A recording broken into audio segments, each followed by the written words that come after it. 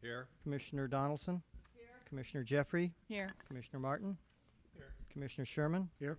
Vice Chair Flores. Here. Chair Hoff. Here. All 7 commissioners are present. Please Hello, join me hello, in the hello, Pledge hello. of Allegiance. These are not on.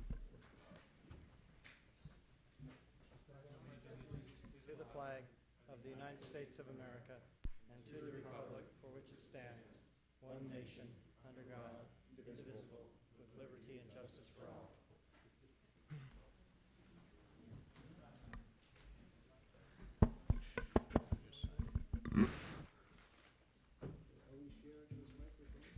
Hello, hello.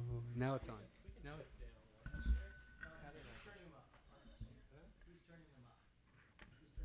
We seem to be short of I think there's only 6 microphones on the Pardon me? I think there are only 6 microphones. We're good.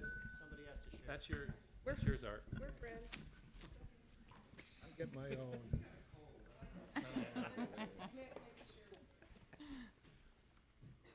Okay.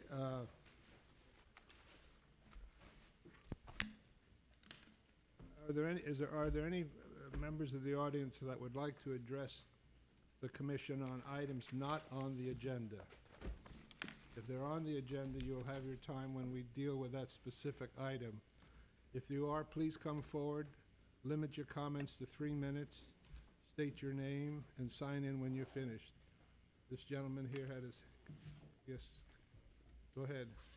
I'm not sure if this is on the agenda. I haven't seen the agenda, so. but Please speak into Speak the into the microphone. microphone. I doubt that it is. I would like to make a request that at the intersection of Frontage Road and Powell Street, where the Shell station occupies part of the parcel there that's designated as regional retail overlay, that overlay be removed. That is on the agenda. Excuse me, that's on the agenda. So That's the could you general please plan. hold your comments until we get to the general plan? Sure thing, sure thing. Then I'll be glad to listen to your comments at All that right, time. thank you. Thank you. Did you have a comment? I am unable to stay for the agenda item I'd like to talk about, which is the transit center as a project. And I know it's at the end of your agenda, and I can't do it. Is there a chance that you have so few speakers I could do 2.5 minutes? Okay, go ahead. I'm the chair of the Bike Ped Committee here in Emeryville. My name is Scott Donahue, and I'm also a small business owner. What's your name? Scott Donahue. Okay. We sent the project on with a few minor changes, and we are concerned with pedestrian and bicycle access, and the project is pretty good. We had some suggestions, but I'm concerned about it as an overall project. I know that the toxins are going to be less of a problem than before, so therefore it might be able to be scaled back a little. Because their toxins removal is not such a big deal, is not as onerous, and maybe therefore the project doesn't require to pencil out to be so big. Also, I'm concerned about the parking garage and ugliness as a factor. Parking garages tend to be the ugliest structures in our contemporary building, with one exception, and that is in Emeryville, and that is a part of the Novartis complex right now, and the remarkable architecture on that parking structure, if you're interested in having a parking structure there, should be studied, in my opinion. That parking structure that Legaretta designed really does it all. It has beautiful proportions facing the street. It has great color day and night, and it's just, if you have a parking structure there, the tendency is just to build them as cheap as you can, but it really makes a long-term difference. And also, I think that Wareham is a property owner who's done a lot for our city. However, I think you have to judge each new project for what it is and not for the past of who is doing it. Because there's certain things about this project that I don't think are going to be a winner, like the public, I don't think is going to use the podium public area as it's designed. I think it just won't be seen or available. And it's just, you know, this property owner has done a lot for our city, but at the same time, it's your job to look at this individual project. Thank you for letting me speak on this. I really appreciate it. Thank you. Are there any other the public that would like to speak? If not, we'll go on to the rest of the agenda. Oh, I'm sorry. We have action recap from our planning director. I have to excuse myself. I left my glasses in the car, and I can't read without them, so I'll be right back. Good, we could take all the votes while you're gone. Please go ahead. Well, this is your item. I mean, if you want to, if any commissioners have any corrections or changes or additions to the action recap. I had one addition on the study session for Ambassador Housing. There's a list of commissioner comments, and there's a concern about massing concerns, that it's too much, but my concern was specifically about the transition to the smaller buildings adjacent to the property, and I just wanted to make sure that that was added as a point that was clear. Okay. Are there any suggestions? Do we have to formally adopt that? Well, usually when you would move to adopt the minutes, it's as corrected. Okay, well, I move to approve as correct. second. Without exception, they're approved. Now we have the director's report. Sorry, I got ahead of myself. That's quite all right. Okay, just to let you know what the city council's been doing, and since you last met, the council met on August 4th and August 18th. On August 4th, they heard the appeal of 3 Triangle residents of the project, of the Adeline Market project that you approved on June 25th. After hearing testimony, the council voted unanimously to overturn the commission's decision and to uphold the appeal and to deny the project. And a resolution to that effect was approved by the council at their August 18th meeting. Also on August 4th, the council appointed Paul Travis to fill a vacant resident seat on the Park Avenue District Advisory Committee. And they set the grand opening ceremony for the Doyle Hollis Park for Sunday, September 6th at 1 p.m. I believe I sent you all an email about that. On August 18th, the council held a study session on the Transit Center project, and later in that meeting, the council approved an environmental escrow agreement, which will facilitate the cleanup of the site. As you know, the commission will be holding a study session on that project tonight.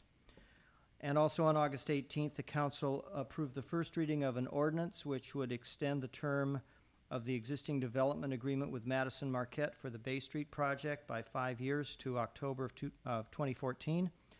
The recommendation for approval of that was made by the commission at your last meeting, and the final passage of that ordinance is scheduled for the council's September 1st meeting. Concerning the general plan update, well, I'm happy to report, as you know, that it's finally here before you tonight. Later on the agenda, we have the EIR, the draft general plan, and the interim zoning regulations before you for your consideration to recommend adoption by the City Council, and the Council is scheduled to consider these things for adoption on September 15th. Meanwhile, the General Plan and Zoning Update Steering Committee is forging ahead with their work on the new zoning ordinance. On July 28th, they discussed the bonus point system for density, height, and FAR. There was no meeting in August. At their September 22nd meeting, they will be focusing on parking issues, and at their October 27th meeting, they will be focusing on sign regulations. That concludes my report. I'd be happy to respond to any questions you may have. Any questions for Charlie? Okay, we'll move along on the agenda. I'm going to exercise the chairman's prerogative to change the agenda slightly. In view of the fact that the general plan will probably take an inordinate amount of time, I've asked to have item B and item C moved up. So we'll do those two first, the BevMo and the Baker Lofts, and then we'll do the general plan. So our first order of business will be a staff report and a public hearing on BevMo.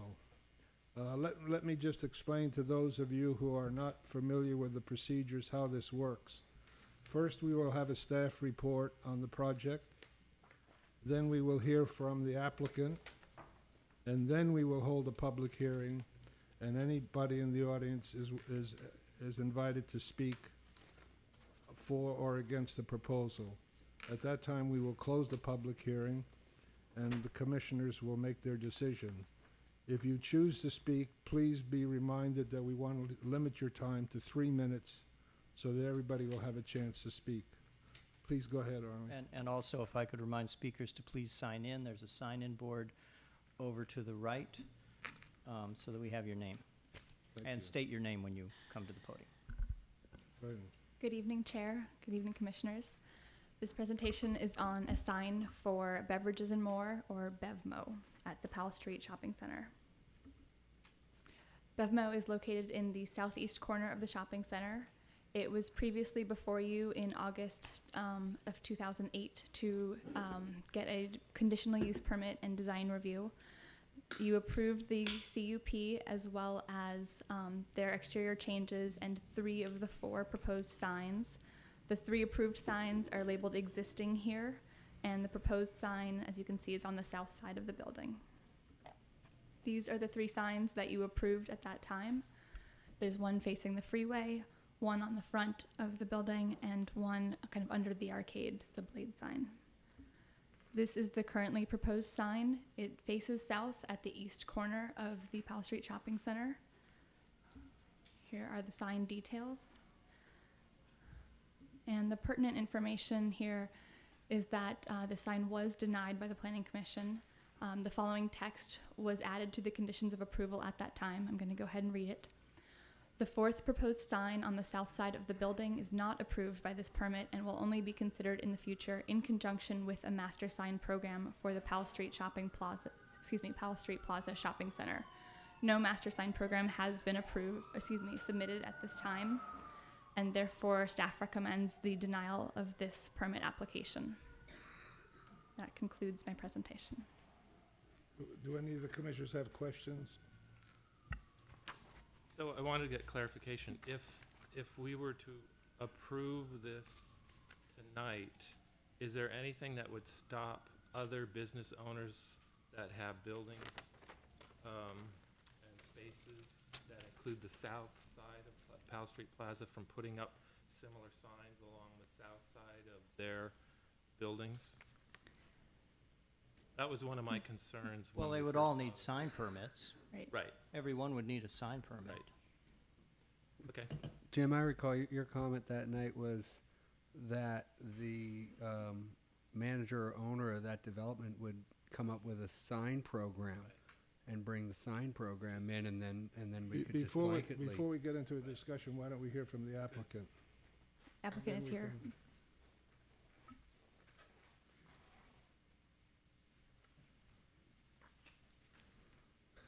Hello, Commissioners. My name's Eric Marquardt. I'm Vice President of Construction for Beverages and More.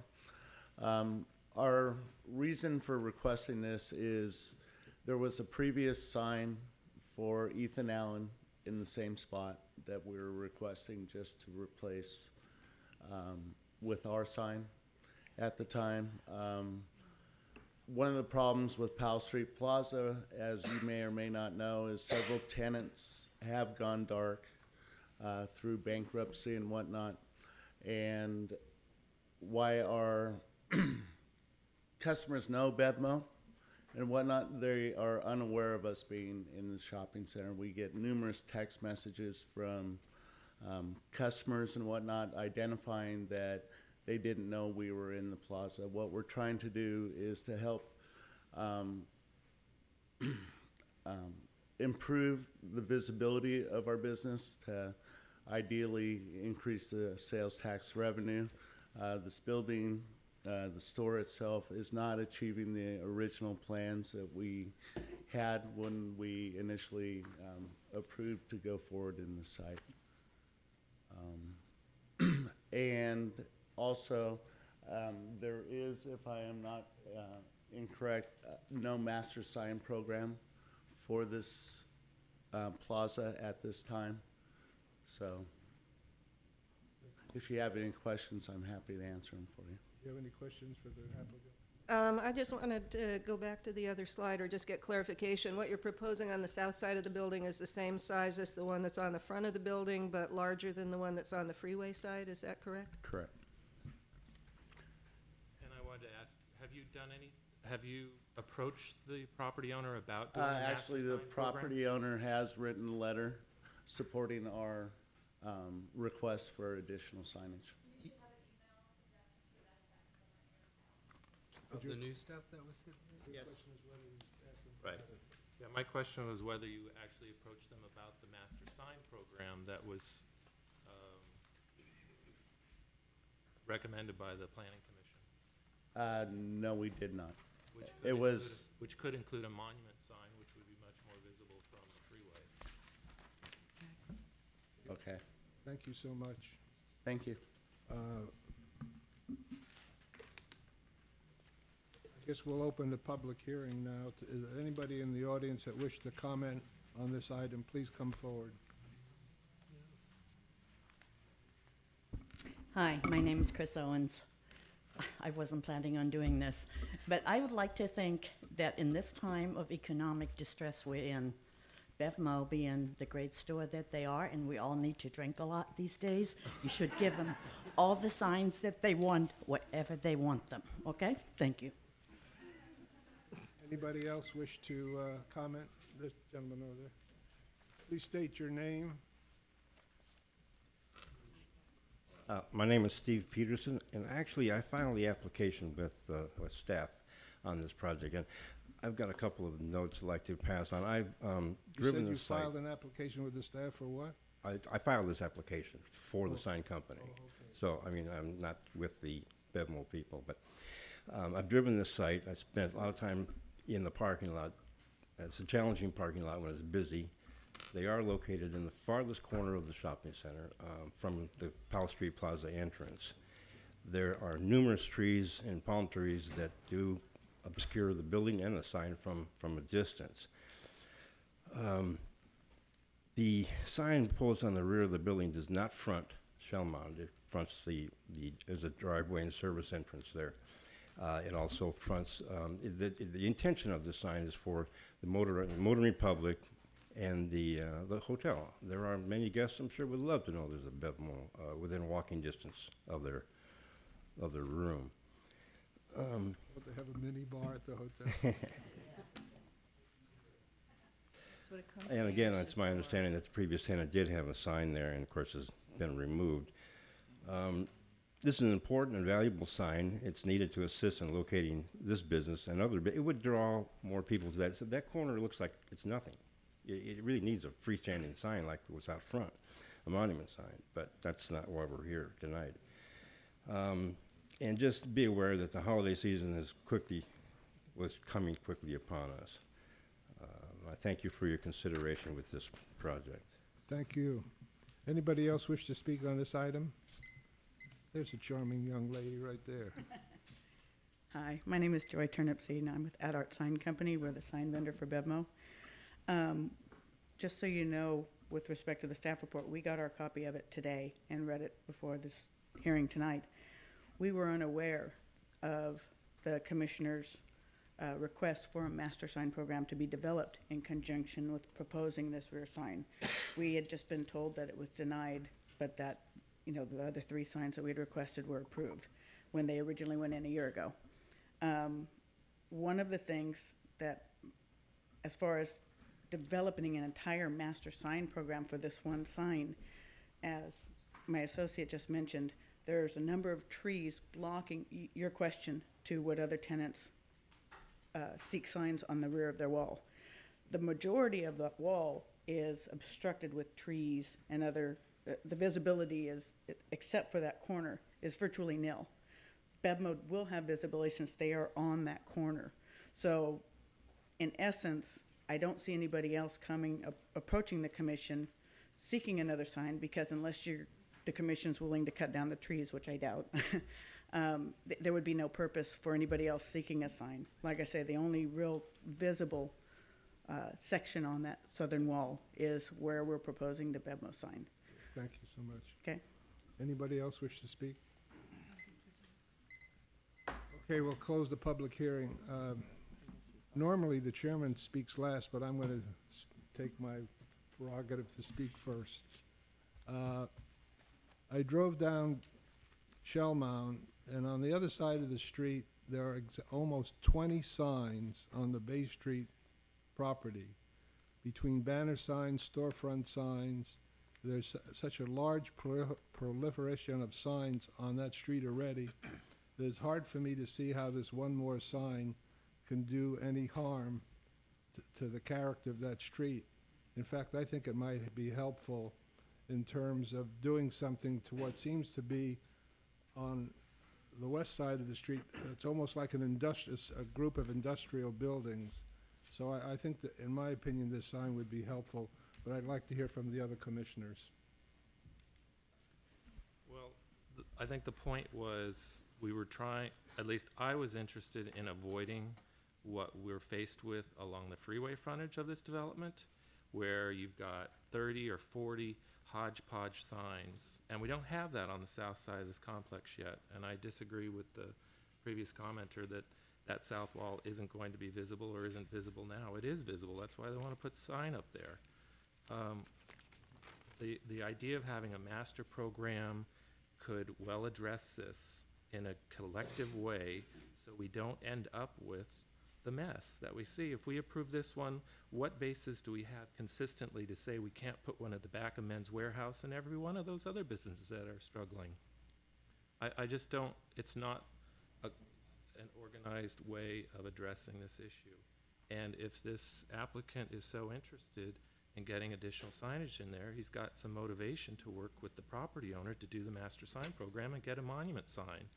I'm not objecting to one on the freeway frontage or on Shell Mound. I just want it done in an organized fashion so we don't end up with what we have right now facing the freeway. It's ugly. It's one of the ugliest things in town. And it's not okay, and I don't want that expanded to the south wall here.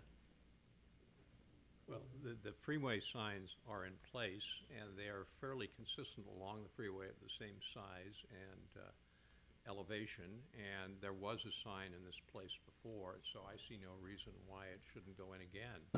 There's no reason that you can't adopt at some later date a general plan, but this was an existing sign here.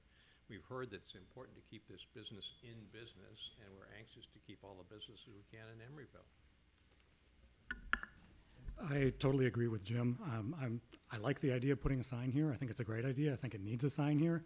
But I also think that there needs to be a whole plan for the signage. We can't just haphazardly put signs around. And I think there's potential to do signage that really works for everybody. So I would really like the applicant to go back and work on the master sign program and come back to us. I agree. We voted to not approve this fourth sign. The whole point was to do a master sign plan for that development. And I understand the challenges right now with the economy. I'll just mention that I shop at BevMo, and I'm really glad that you're in town, and I want to compliment the staff that work there. They're very friendly, they're very helpful, and the store is very well maintained. You're a good neighbor. However, we're constantly dealing with sign applications that are coming before us, and I believe that we need to start looking in these commercial development areas, that we need to look at master sign plans. The folks that live in Emeryville know where you are. I would imagine a concierge can let anyone at the hotel know where they can buy a bottle of wine or whatever. And I couldn't support at this point in time the fourth sign. You had a comment? I agree on both sides of the coin. I think a sign is totally appropriate there on that blank wall. It adds some red to the big yellow. And I agree with Jim that the wall is very apparent. You can see it. I drove both ways, and I could see the wall all the way to the freeway. But I think, in these hard times, more signage gets more traffic. Every dollar counts. So I would move this based on it just being a sign that's part of a master sign program, but I recall that we all agreed and voted unanimously that the applicant would come back with a sign program from the owner, and it's unfortunate the owner wasn't even approached. I don't have a letter up here, staff. I don't know if anybody else has that letter. I don't think anybody has that letter or email up It's here. an email. Oh, okay, so The le- maybe I'm What does just it say? scribbling on it. But I've never put together, maybe the sign company can comment on how long this takes. It doesn't seem like a big deal to me. There must be a master sign program for your neighbors across the street, but maybe for the front of the building, and it just needs to be added to or amended to for the back of the building. And then this goes through really fast. It gets brought to the front of the, yes, come on and answer that question. I think everyone here agrees with the sign. It's just that a program needs to be in place. As I understand it, there's no master sign program in effect at this time. Each individual tenant went before the city, the staff and planning commission as needed if there was a CUP involved, and got signage based on the city code. So code has dictated what signage is in that center right now, and it's based on frontage and a number of variable factors. To actually create a master sign program for an existing shopping center, we would need to go back and literally determine exactly how many signs are in there, the square footage of each one, the frontage of each building. It would take quite a bit of work. I mean, it would probably be a year before we'd be able to get back here. Have you talked to the owner? Is he interested in doing it? I have not spoken. The owner approved what we had proposed. The owner of the shopping The center? owner of the shopping center approved what we had proposed. And again, since no master sign program existed, then city code dictates what signage is allowed. So in a number of cases, a master sign program is developed well before a shopping center is developed. And then when people move into the center, they conform to the master sign program. In this case, code has always applied. So, again, not being part of the CUP at the last time, we weren't aware that you were seeking a master sign program, and the sign that's being proposed is in accordance with the city code, which is currently mandating the signage in that center. And again, to create a master sign program for a center of this size, it would be quite an ordeal. It would probably take a year before we'd be able to get back in front of you. Thank you.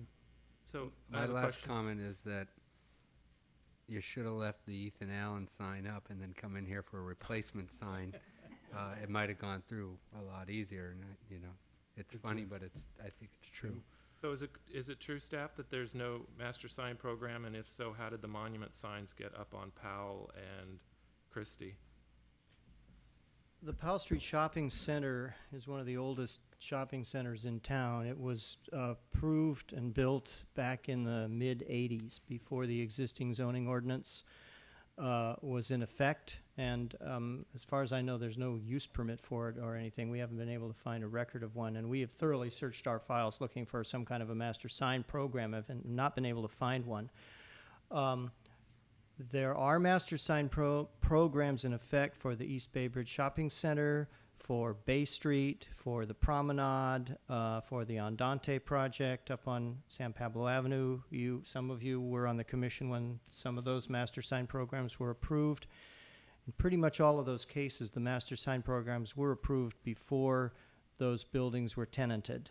So she is correct. It would be kind of going in after the fact and doing an analysis of all the signs that are currently in place. But the owner has no obligation to submit a master sign There's program. no code requirement that they must do that. I'm not finished. And so what would it take to get BevMo up on the monument sign that's on Powell where Good Guys currently is? It's a vacant space. That could And just, also that on would just Christie. be a replacement sign. So it seems like strategically it would be even better if the applicant worked with the property owner, if they're not going to do a master sign program, to get, I mean, it's an important anchor tenant, I would agree. And there are opportunities there. There was actually a change to that, the tower sign that is next to the freeway that has, well, it used to say Circuit City on it. When Circuit City moved in, They wanted a sign on there, and it had said Powell Street Plaza on the north and south sides. And they just wanted to replace that with Circuit City. We felt it was important to maintain the identity of Powell Street Plaza, and we were rather surprised that the owner wasn't concerned about that. But so at our request, the Powell Street Plaza designation got put on the east and west sides of the tower, and the Circuit City got put on the north and south, and I'm pretty sure that came before the commission as a sign permit. I'm talking about the smaller monument. I know, on but the I'm just talking about the frontage. process, that Right. because there's no master sign program, we just treat each of these things as a separate sign permit application. But there would be nothing to stop them from getting BevMo on those existing We monuments. could probably approve that administratively if it was the same size and shape as the sign that was there. Well, and that has greater visibility, as far as I'm concerned, for people coming off the freeway or wherever, than a sign on the backside of the building. But that sign is full. Why would they? No. Good Guys or Circuit City is a major sign. No, on the monument sign, there isn't any room for another sign, is there? Because it says Good Guys and Circuit City on it. On the monument sign. Pretty sure, yes. Monument. If I understand correctly, there's a vacant Circuit City panel right there. Once Circuit City tenancy, where they used to be, is reoccupied by another tenant, I would assume that the landlord would give that tenant first rights to that sign. So once that tenancy is filled, the panel won't be available to BevMo anymore, and they'll be back to having no sign on that freestanding sign either. The problem is there are only so many panels available on a sign like that, and it's typically given out, the landlords give it out based on the square footage. So obviously a Circuit City size, which is larger than BevMo, Joann's Fabrics, which I believe was larger than BevMo, the primary footages that are rented out get first rights to those type of signs. So I mean, we might be able to get onto that sign during the interim until that tenancy's filled. But again, once that tenancy's filled by another corporation, BevMo again is back to no monument sign, no rear sign, and struggling with the identification. And again, what's being proposed is within the ordinance. I mean, we followed your code, you know, and we didn't propose anything outrageous. We proposed what the code would allow, and the code dictates the center at this point in time. And like he mentioned, to fill the center, to go in after a center's in existence and create a master sign program is a huge ordeal. We have done it in the past. It's taken 1 to 2 years to do it because you have to go out there, and then in the meantime, as you're developing it, tenants change. So it's a huge, huge ordeal. And in the meantime, BevMo is left with the struggling visibility. This came before us a year ago. The commission identified that they were requesting a master sign plan. This is not the first time the applicant has heard about this. They heard about it a year ago. Okay, this is I wasn't at that was at the CUP hearing, not necessarily the sign permit application. I understand what you're saying, but I just want to point out that I was not, that was the CUP hearing for the conditional use permit, which is. It included the signs. Correct, it included the signs. It was a package deal at that time, I understand that. Thank you for your Again, but I comments. didn't know. Thank you for your comments. Chair Did Hoff? you want to weigh in on this? Oh.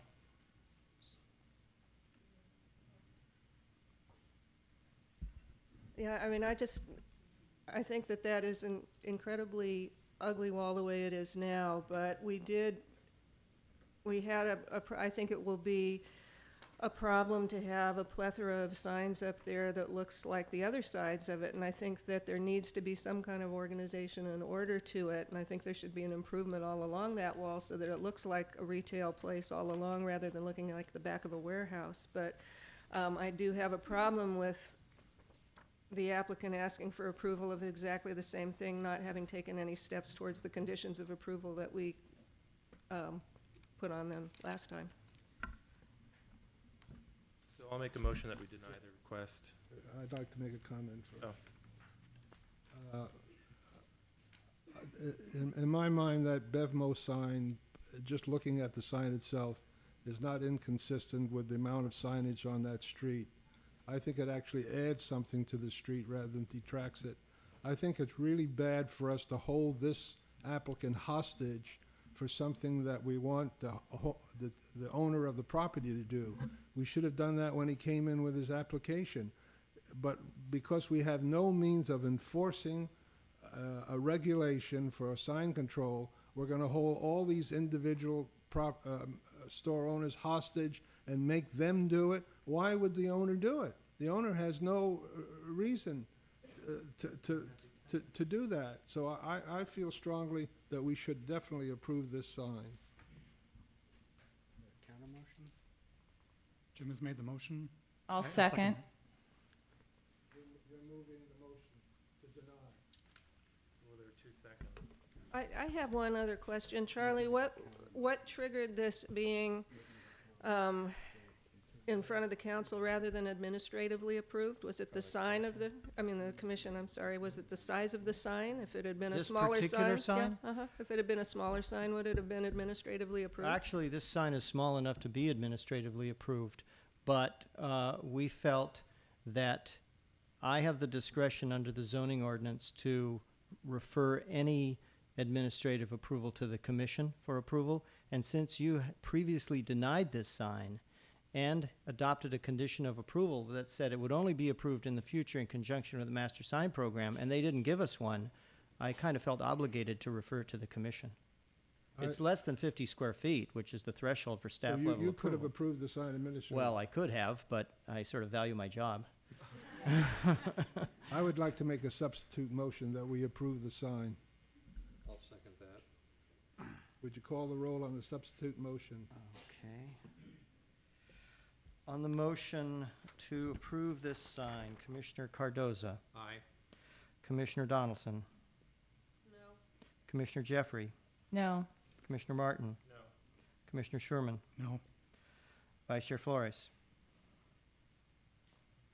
No. Chair Hoff. Aye. 2 ayes, 5 noes, the motion fails.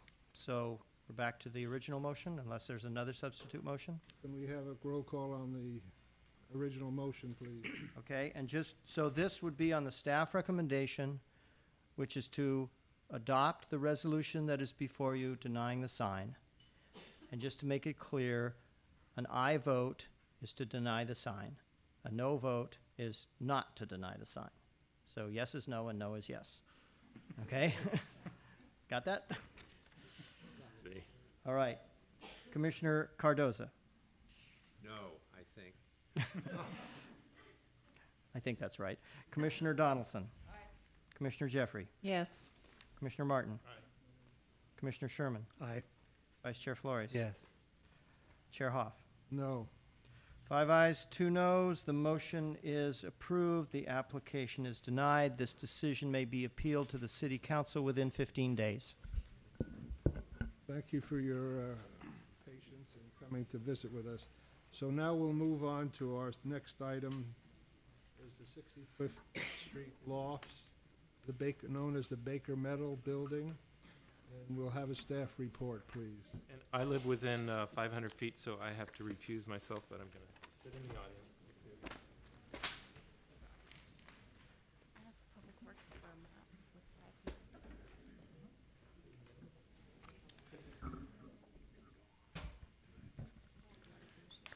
Good evening, Chair Hoff, members of the Commission. This is the Baker Metal Reuse Project, which is also associated with the Ocean Avenue Townhomes. This is a project that is familiar to, I think, almost all the commissioners here. The first time the commission looked at this at the study session was almost 2 years ago in 2007. At that time, the unit counts were 21 live work units for the Baker Metal Building, and development of 6 townhouses on the vacant Ocean Avenue building. After that, there was a community meeting, and subsequently there was another study session in October of last year. At that time, in response to various comments that the applicant heard from the member of the community as well as the commission, they revised the project where to essentially reduce the total number of units, as well also redesign the project on particularly regarding the townhouses. So at that time, the unit count for the Baker Metal was 6 live work and 11 residential units, and on the Ocean Avenue side, it was 5 townhouses. at this study session, there were two main outstanding issues that remained unresolved. That was regarding the fire lane access and treatment of the greenway along the project sites. This have been addressed at this point, and therefore it is back to the Commission for consideration of the entitlements. So the current proposal is 7 live work units on the Baker Metal building and 10 residential units. And on the Ocean Avenue side, it is 5 townhouses. This is the Baker Metal building, the reuse, just to get you oriented. It's 65th Street right here and Greenway. Peabody Lane runs to the rear of the building. It's about a third of an acre, and you have 2 live work units facing the Greenway, as well as a cafe, which is about 600 square feet, which would also work as a community space. The bottom floor will be used for parking. The lobby to the building will be through the Greenway, which is indicated right here. What you see this is the way the fire lane access has been resolved.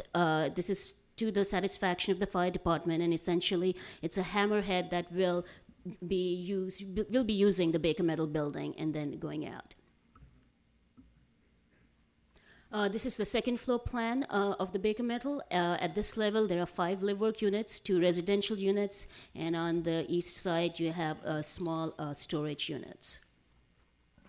And this is the third floor, an addition of 8 residential units, and again, you have some storage spaces.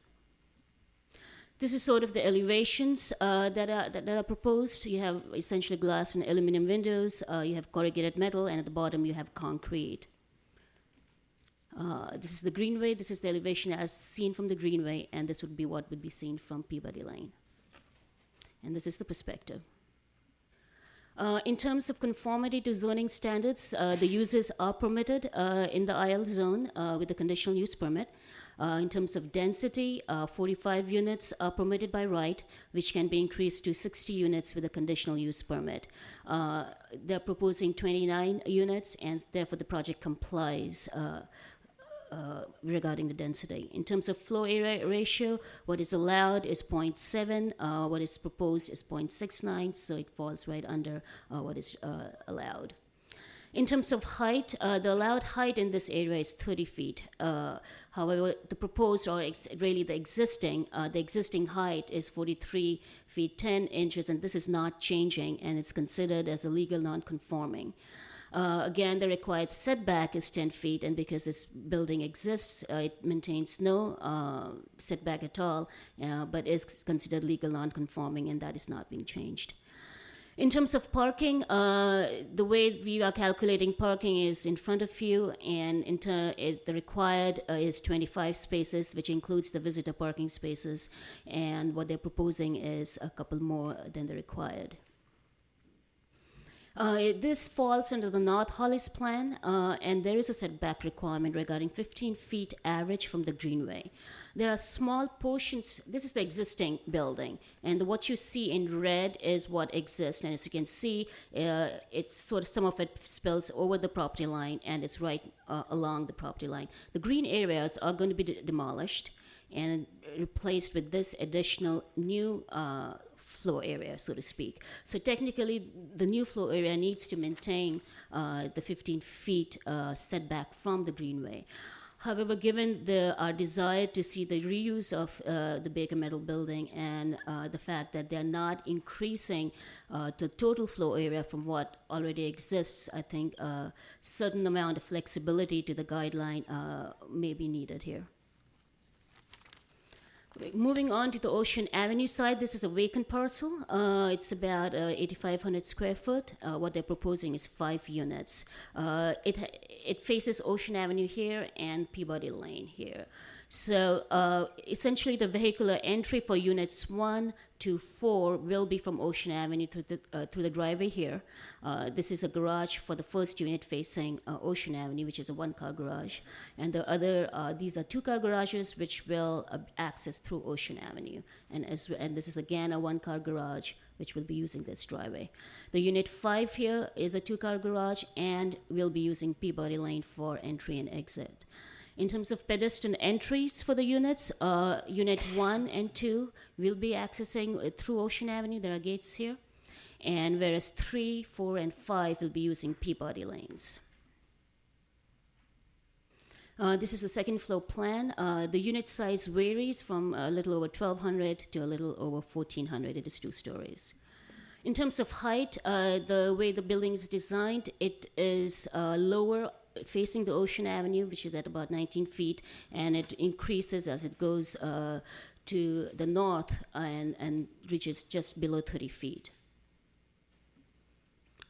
These are the elevation. This is the elevation showing the Ocean Avenue. What you see in yellow would be wood siding. The remainder, this is the east elevation, would be corrugated metal. The unit facing Ocean Avenue, this is the garage door, and that would be frosted glass. This is sort of the remaining elevations. And this is the perspective of the Ocean Avenue townhouses. In terms of landscaping treatment, what you see here is essentially portions of pavement and a building that will be removed, what you see in blue. There will be 3 trees which will also be removed, and the circles are the trees which are remaining. This will be treated with this landscape plan. This overhead doesn't really give you all the various details, but essentially the landscape plan has been designed by the same architect to design the greenway, and that was the whole idea, so that there should be a seamless treatment of the greenway with the area here. In terms of Ocean Avenue townhouses conformity, the uses are allowed by right in the RM district. This is in the RM district, or medium density residential district, where the density that is allowed is 20 units per acre by right, which can be increased to 35 units. The proposal is 5 units, which calculates to 20 units per acre, which is allowed by right.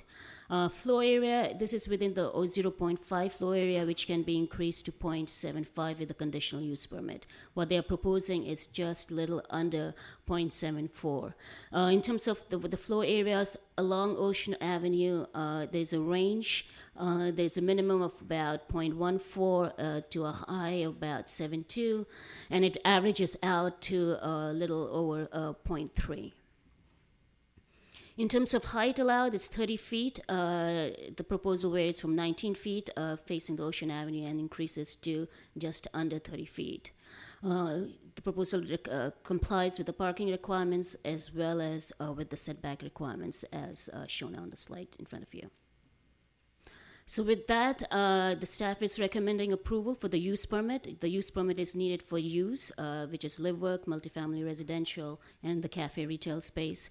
Design review for both the buildings, as well as removal of 3 street trees.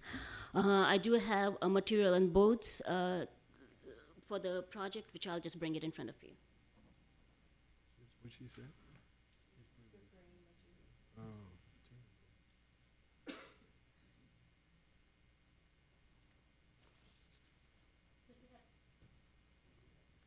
So if you have questions for me, I'll be happy to answer. The applicant is here as well. If you have, Any questions for the staff? Maru, you said on the front elevation, you were looking at the frosted glass, saying that was a garage door. It doesn't appear to be a garage door from the plan view. Can you? This one right here? Yeah, the upper one. This is a garage door. It's a 1-car garage.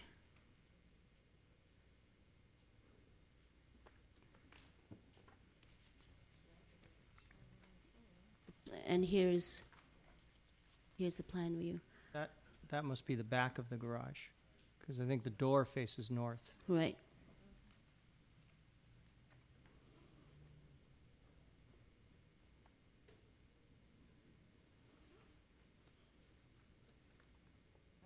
Okay. I don't have any other I have questions of the applicant for some of the specifics, but.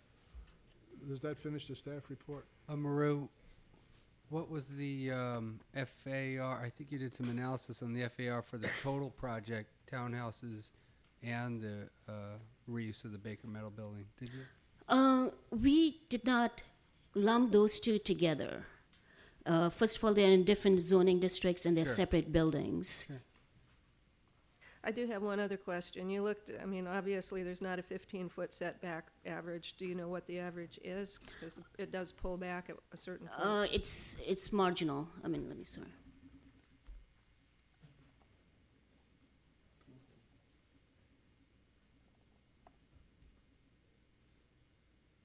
It's right at the property line. If you look at this building, it's almost maybe a couple of feet. And it looks like, from my measuring on the plans that we had, it looked like those entries where it looks like there's a walkway in front of entries along the greenway. They don't look like they are more than 2.5 or 3 feet wide, but I think the applicant probably has more information. I'll wait.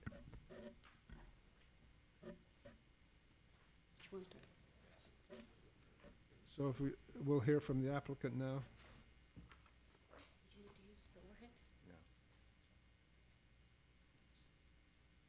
Planning Commissioners, my name is Phil Banta. I'm the architect for the project. And I want to start out by thanking the staff, planning staff, for the many hours they put in, providing us guidance and assistance in this process, and also thank the community for the input that we've received from them over this long process of arriving here. We are really pretty excited to be here, finally, and we are happy to be presenting you a project that uses the heritage of Emeryville to reinvent something into a product that will work for this century. And at the same time, we think is going to really activate this stretch of the Greenway. So we're very happy about that. I know you're very familiar with the project at this point. Miru gave an excellent presentation. I have no major items to add to that. I would prefer to respond to questions that you might have to me, just to keep the process moving along. Thank you. Do you have any questions for the applicant? Yeah, John? a couple of questions. One of them is that the garage, there seems to be a question whether it's a garage door facing ocean or if that's just translucent glass on the back end of the garage. The access to that garage is from the interior drive court there, and the door, or rather the window, is a translucent window properly described. We will probably purchase a garage door because it's less expensive to do that, and that's designed to allow sunlight to come through, but not visibility necessarily, to hit the concrete floor and use it as a way to just get a little bit of passive solar heat in there, because we're looking at using a thermal radiant floor system. Okay, and then can you describe how the trash chutes work? I look at the ground floor plan, and it doesn't seem to line up with the chutes. And it looks like there are two separate chutes, so there's one for recycling, one for trash.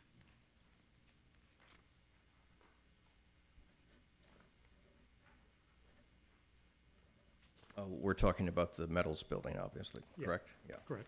Well, the room into which these two chutes deposit is larger than the rooms at the floors of the occupied floors. So I think that may be why it looks like there's a difference.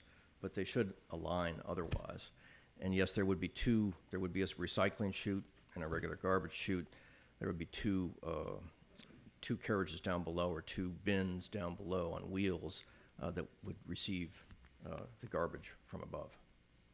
And there is sufficient space for that? It's hard to tell without actually scaling out the drawings. It seems based on our discussions with the waste management company, that should be sufficient. There should be like your normal rolling dumpster. They have narrow dumpsters which are designed for this purpose, and that's what we'll be using here. Okay. One other comment is you've got the bike room with the bike racks. Maybe a suggestion might be to investigate looking at actual bike lockers. And then there seems to be like a dead space adjacent to the main entrance off of 65th. And I'm looking at page 6 of the site plan, next to the first handicap parking.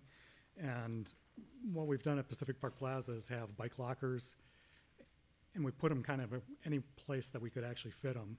And that might be an area that you could actually put some bike lockers. And I would encourage you to use bike lockers instead of the bike racks, because I think it really, for me as a biker, it gives me a sense that my bike is secure and all the lights and paraphernalia that hang off the bike are secure.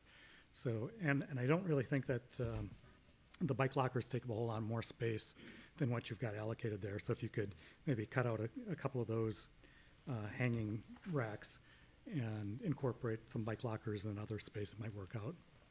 I think that's a good suggestion. Otherwise, I really want to say this is I really like the looks of this. I really like that you preserve this building in such a cool way. I think this is really a fantastic project. Thank you very much. Any other questions or comments? Yeah, I do. Could you talk, please, a little bit about the relationship between the entryways and the greenway there? It looks like there's some pedestrian access that is going to further impinge on the greenway because it doesn't look like you have sufficient room for ADA clearance. It looks like you have some structural columns that are on the pathway there where the entries to the entries are.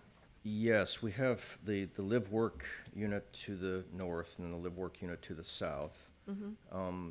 We do have, our plan is to access, Mm-hmm. for the one from the north would require an access from the greenway. Very, very similar to what the units are across the greenway from us, where you have pathways leading to those front doors. So that would just be for that one unit. And then the other live-work unit down to the south actually will have a walkway large enough to access, not on the greenway, but within the property limits of the project. Mm-hmm. Can the live-work units access the garage from inside the unit? I don't see doors. We don't have an access set up for that now. I think it's a great project. I do have one question, and there is a little cafe on the ground floor, which I think is wonderful that you've incorporated that. How are trucks that are coming, UPS, trucks that are coming to serve the cafe, where are they going to park? Well, I think probably like a lot of restaurant facilities around Emeryville, which are small, they'll be necessarily parking in the street to make their deliveries. This is a 600-foot cafe. There's probably not going to be a lot of trucks for this particular cafe. It's not to say that there won't be some. But it started out as a larger cafe, and we kind of brought it down in size in response to community input. And now it's also going to double as this community space. Yeah, I'm just wondering, because with the number of units and the lobby, which I like having the lobby off of the greenway, I think that does a really nice job to activate the greenway. But I know in my building over at 1500 Park, UPS or FedEx, they've got a load, and they've got their dolly, and Park Avenue is a nice wide street, and it's a little bit easier in terms of maneuvering your cars around. Right. And 65th isn't as wide, and I don't know, maybe this is more of a staff question, because I didn't really see anything mentioned in the staff report about it in terms of, does staff have any concerns about truck service, UPS, trucks, any other truck that's going to be servicing this project? I mean, it is an issue in many other areas of the city, like Horton Street, for example. Right. Not particularly. I mean, as Mr. Banta points out, the cafe is only 600 square feet, and I would think that the trucks could just pull up to the curb. They won't be that many or that frequent, I wouldn't imagine. They don't have they have, what's the dimension of the frontage here? Can't be more than about 30 feet at the most, and most of that's a driveway, so. There's about 4 or 5 cafes within 100 yards of this cafe on 65th Street that don't have loading zones. But my point is, there are a number of residences also that are, the trucks are going to be servicing the residences more than they are the cafe. So, I mean, the cafe is just another, I don't see that as a major problem, but it's just an issue that we that we have in the city, and I think we need to be cognizant of it, and to the extent that we can. I mean, the trade-off is we're having the renovation of a wonderful old building that sort of represents Emeryville's heritage, but it's just something that I would like everyone on the commission and staff to be aware of, that we really need to be sensitive to, as we infill and develop, that we're making sure that we have adequate and safe pull-out areas for trucks. I think it's a good point. Actually, Commissioner, on sheet 4A, the vicinity map, it shows how the greenway bulbs out into the road, and then it recedes back to the sort of the normal sidewalk curb width. So there, it seems like there's a kind of a built-in narrowing right there for that guides traffic, and perhaps some extra room on the shoulder for those trucks to pull aside. Okay, well, that'd be good. There's some proper signage. Yep. You know, and that's probably more of a city issue in terms of curb striping than The it is. bike lanes on 65th Street, I believe, stop at the Greenway. Mm-hmm. They go from the Greenway west to Shellmount Street. So east of the Greenway, which this just happens to barely be, there are no bike lanes. Okay. Well, it's just something to keep in mind. Thank you. Can you tell me what, there's a little structure that's at the driveway off Peabody Lane towards the townhouses, a little rectangular box of a structure. What is that? This little thing. It's right at the end of the line of buffer planting. What sheet are you looking at? I'm looking at, well, it shows up on L4. It shows up a little bit on the sheet that's on the screen, a little piece of it. It's on the other side of the driveway from the Unit 5. It might be the garbage. Oh, okay. No, it's not a garage. It's The long, the narrow, the Yeah. small narrow Oh, one, that's the trash. for the trash enclosure. yeah, okay. Can you speak a bit about the infiltration planters, the plan for that? Because you've got 435 square feet on a 1,000-foot deck that's supposed to be planters for the stormwater, and I'm wondering, one of my concerns is that with a single-story building with another 4 feet of solid frontage, we've got a 15-foot wall going up along that part of the greenway, and I would really like to see the railing be something more transparent, but if there's going to be 400 feet of planter right there. Well, that planter was located there because in all of our elevations previously, it was a solid rail up to there. So that seemed like a logical place to put that runoff capture. We felt that actually affording some privacy to those decks right there, in both ways, privacy to the public from people up on the deck and privacy to the people on the deck, was something that was of interest to us. So it doesn't add anything. It actually was just a continuation of what we had there, what we've had there from our very first presentations.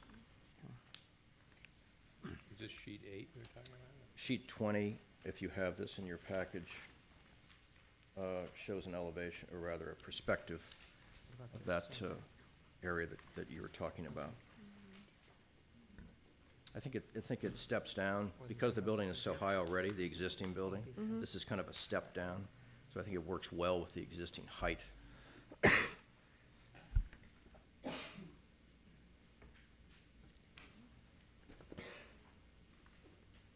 I don't have any other questions at the moment. There's in the conditions of approval, the project's going to be asked for an art piece. I would argue to say, reusing this building should be part of that art piece. I haven't heard the applicant complain that maybe that would be a burden for them to do it, but reuse is greatness in the city, and this project especially, it's taking quite an undertaking to take on this building, which doesn't look salvageable by the untrained eye. And so I don't know how the other commissioners feel, but I'd like to let the developer do more with the building and take the art piece out and call this the art piece. We'd certainly welcome that kind of flexibility if it's possible. Yes, Charlie. Well, is that a question to the applicant? I mean, that's. Not a question to the applicant. That's a. Let's Okay. reserve the statement. rest of the comments until after we have the public hearing. Thank you so much. Okay. Is there any member, we'll open the public hearing now on this item. Are there any members of the public that wish to speak on the Baker Metal proposal? Please come forward.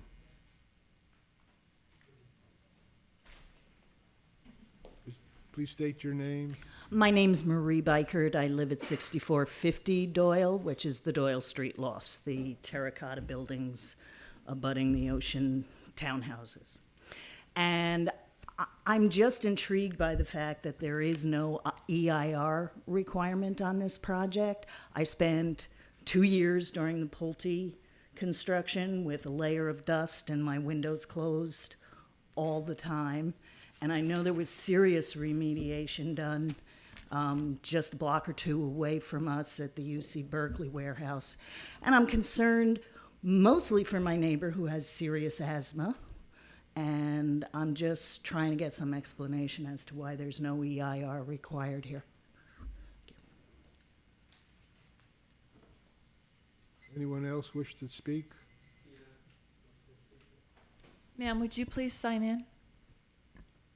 Right over there, on the desk. Hi, my name is Keith Bodwee. I live at 1254 Ocean. I hadn't planned to speak about this. I hadn't seen the plans, but I just have to say, for you guys to sit there and pretend that this is such a great thing, that this building is being saved, I mean, it's a joke. It's essentially a new building. I can look at the plans, it looks like a new building.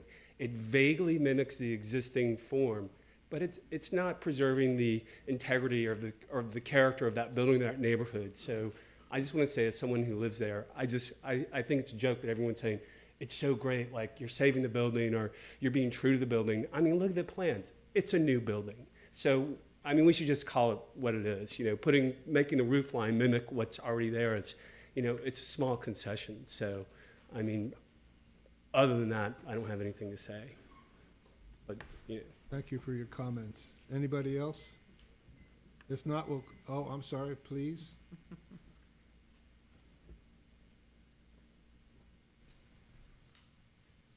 Hello, my name's Lee Steinmetz, and I live on 1250 Ocean Avenue. I wasn't planning on speaking about this on the subject either tonight, but since Please we're here get now, closer to the. I had a question about the easement on Peabody Lane. There was like some question as to whether or not the people that gain access to the back of their residences on Ocean Avenue via Peabody Lane will still be able to use that easement after this project's completed. I actually kind of like what you've done with the Baker Metal building, and as far as the way you've changed the look from Ocean Avenue of the new. Please speak into the microphone. Oh, I'm sorry. I think that the look of the new townhouses as viewed from Ocean Avenue, it's kind of a harsh transition from the new style that you've got compared to the existing buildings directly to the east of it. But other than that, I think you've done a good job of respecting the current residents on that side's privacy by setting it back and such things. So anyways, I wasn't really prepared to speak about this. And my main concern is about the people getting access to their garages via Peabody Lane. Thank you. Thank you. Anybody else wants to speak?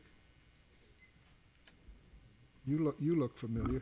Yeah, I couldn't keep quiet. Jim Martin, 64th Street. So, I'd like to acknowledge all the hard work the applicant's done in this application. I haven't talked to Zan Walker, who's got the little cottage to the east of the townhouse units. I assume everything was resolved to her satisfaction. I think the mass of that part of the project works now from Ocean, which was a big concern. What you're really going to see from Ocean seems to be a single-story building that has a wood front and actually landscaping, which is, I think, great. And reuse of the building, I have to agree with Keith, it's probably going to be a new building, but they have mimicked it, and I think it actually will be an outstanding building. I think people are going to look at it and say, wow, that's a really interesting building. A couple things, I'm glad Lee brought up the issue about Peabody, because there's very little about that in the staff report and clarification. That was a big issue that neighbors had all along. It'd be nice to understand whether they're going to be allowed to have access to that. And I'm a little disappointed. I mean, there is a guideline in the North Hollis plan about a 15-foot setback, and there's very little, if anything, in the new building that's being added onto the existing building, provide some relief there. And so we're going to have that building pressed up. He's actually got additions that right where the bocce ball court, the bedroom to unit 301 is going to be right over the bocce ball court. I guess they're going to be aware of it when they moved in there, but it would be nice to get some kind of a relief there between the greenway, that it actually complements the greenway. Then the last point is about, well, 2 points. One, the landscape plan along 65th Street. There are actually at least 3 other oaks that were planted as part of the greenway improvements that are right near the building that aren't on the map. They have to be, I think they can be preserved, but they're not recognized on the plan. It's important that those be protected as well.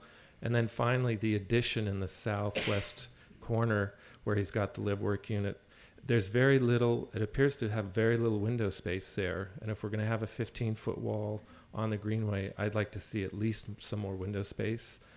If we're not going to get some distance from the greenway, at least get something other than stucco on that wall and have more glass, or as much glass as possible, that would complement the idea of it being live work and people can see what's going on in there and feel invited into the space. But overall, I have to commend the applicant. This is going to be a really challenging project in challenging times, and I'm glad to see that they're sticking with it and want to try to reuse at least the design of the Baker Metal building. Thank you. Anybody else? We'll close the public hearing. I have a question for the applicant, Phil. Could you remind me about Peabody Lane?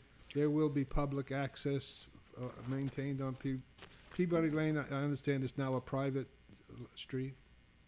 The answer is yes. Pardon? The answer is yes. And people will have access to their units along Peabody. You want to comment on this? Why don't you tell her who you are?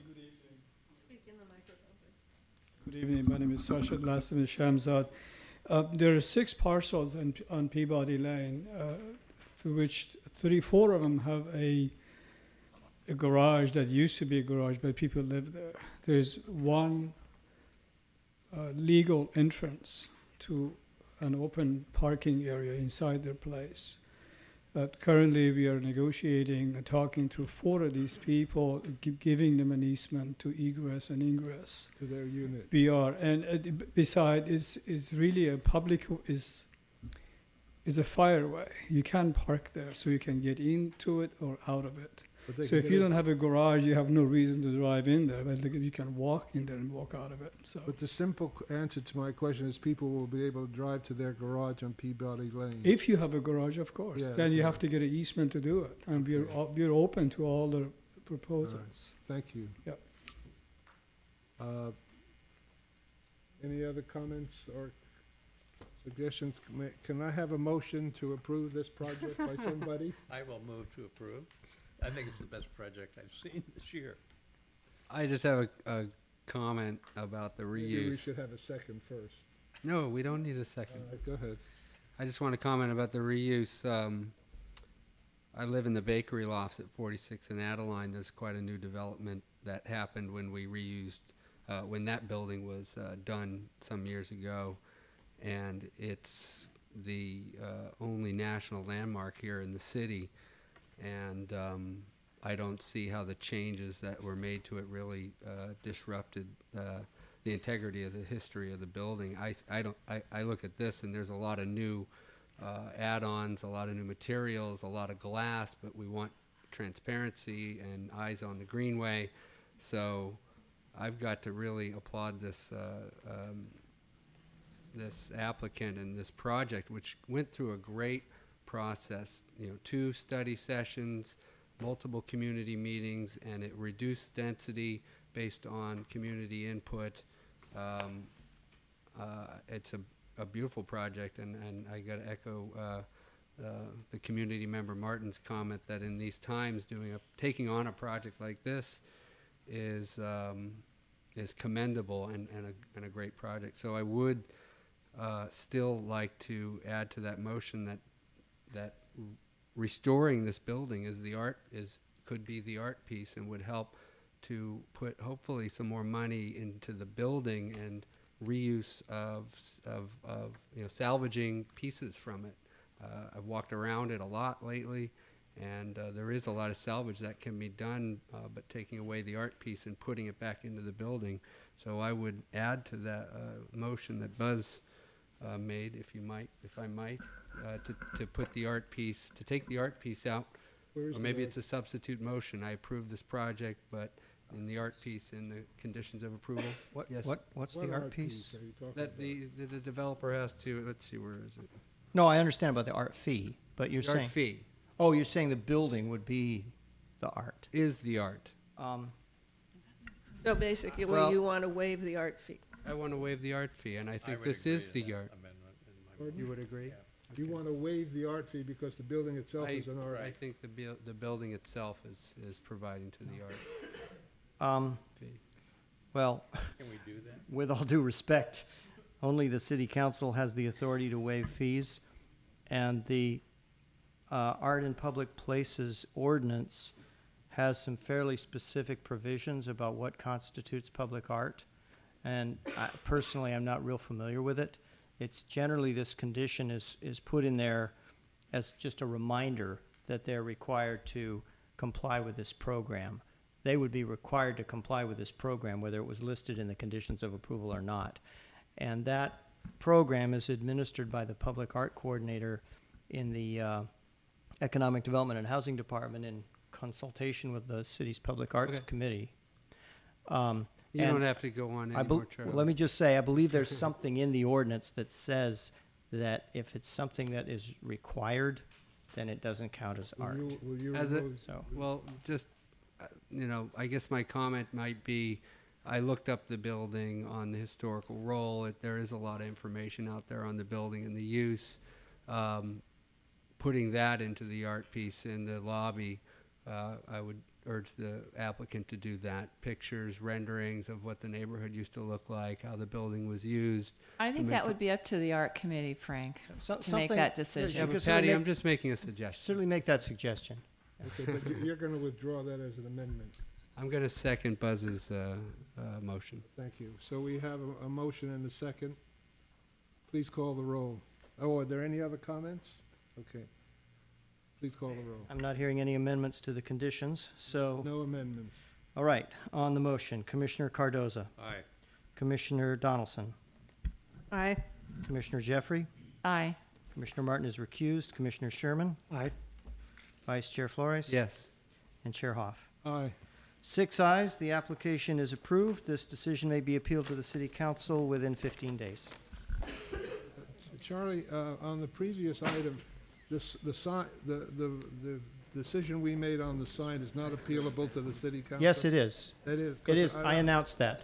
Oh, I'm sorry, I missed it. Yes. So they have the right to appeal the sign decision Yes, to the... within okay. 15 days.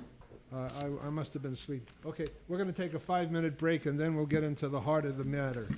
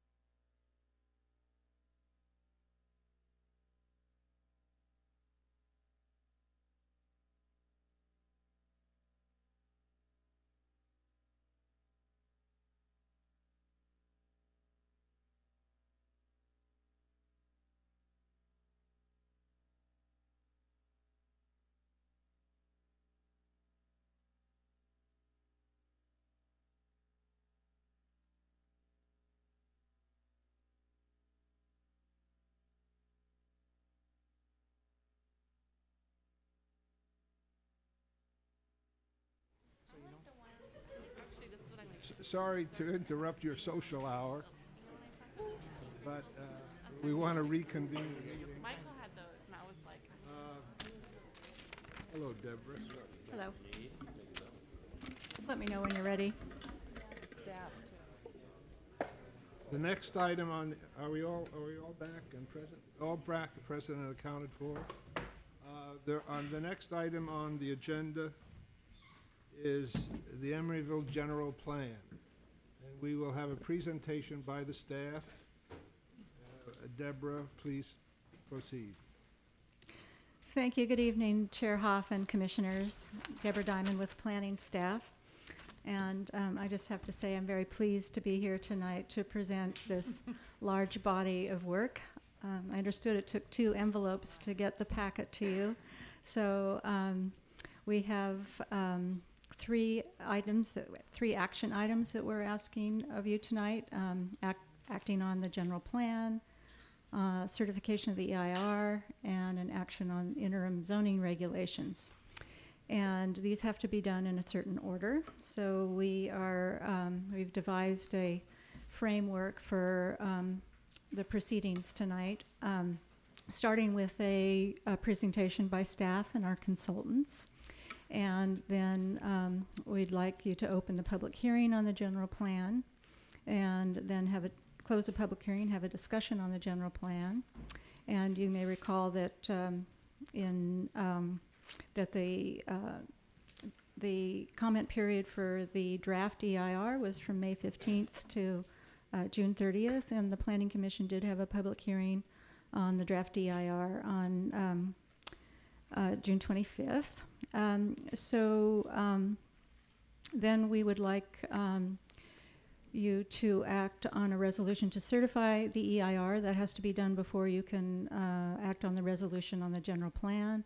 Along with the resolution on the general plan, there are 2 exhibits as required by the California Environmental Quality Act. One is a statement of findings of fact regarding mitigations and impacts, and the other is a statement of overriding considerations that is required when there are impacts that are considered to be significant and unavoidable. So once you get through the actions on the EIR and the plan, we've separated out the interim zoning regulations to come at the end, and there will be a staff presentation on these regulations, and then we'd like you to open a public hearing on them, and then have a discussion and then act on those. So that's the plan. I'm going to start with a brief overview of the process. And as you know, we've been working on the general plan starting it's the inception in 2003 when the City Council decided to update the city's general plan. The steering committee, the General Plan and Zoning Update Steering Committee, was created in March 2004.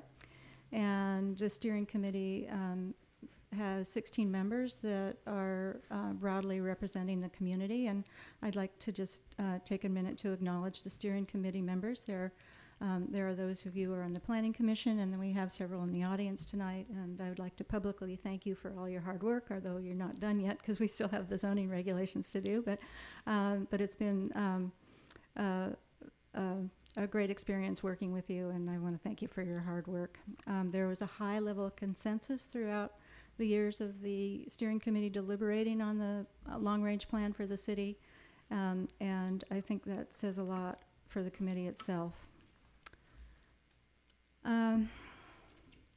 Over the process, we've really pushed hard to make it a very public process. The steering committee meetings were public, they were publicly noticed, and there were lots of them. We lost count at over 50. I think before the City Council sees this, I'll go back and actually count how many meetings there were. But we also had a slew of stakeholder meetings and surveys and a number of newsletters. There are 18 reports in all, and then at the bottom of this list, you'll notice the most recent publications.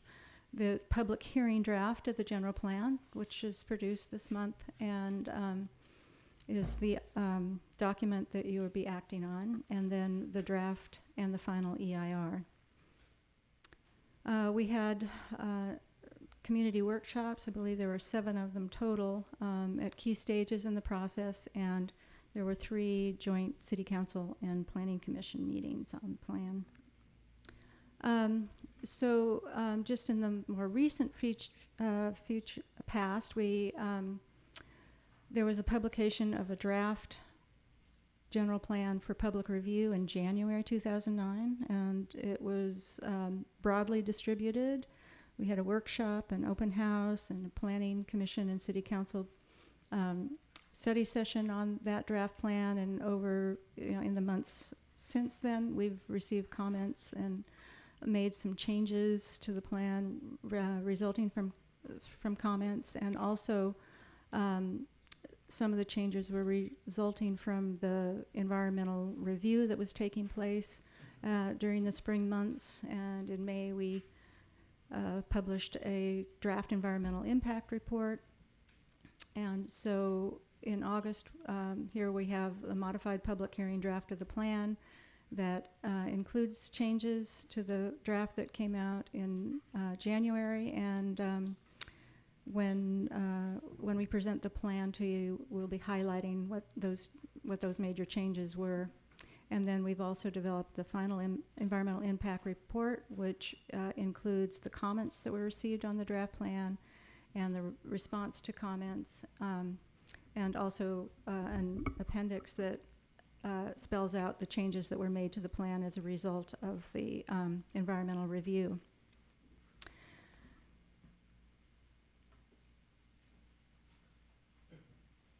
So at this point, I'd like to introduce and turn it over to our consultants.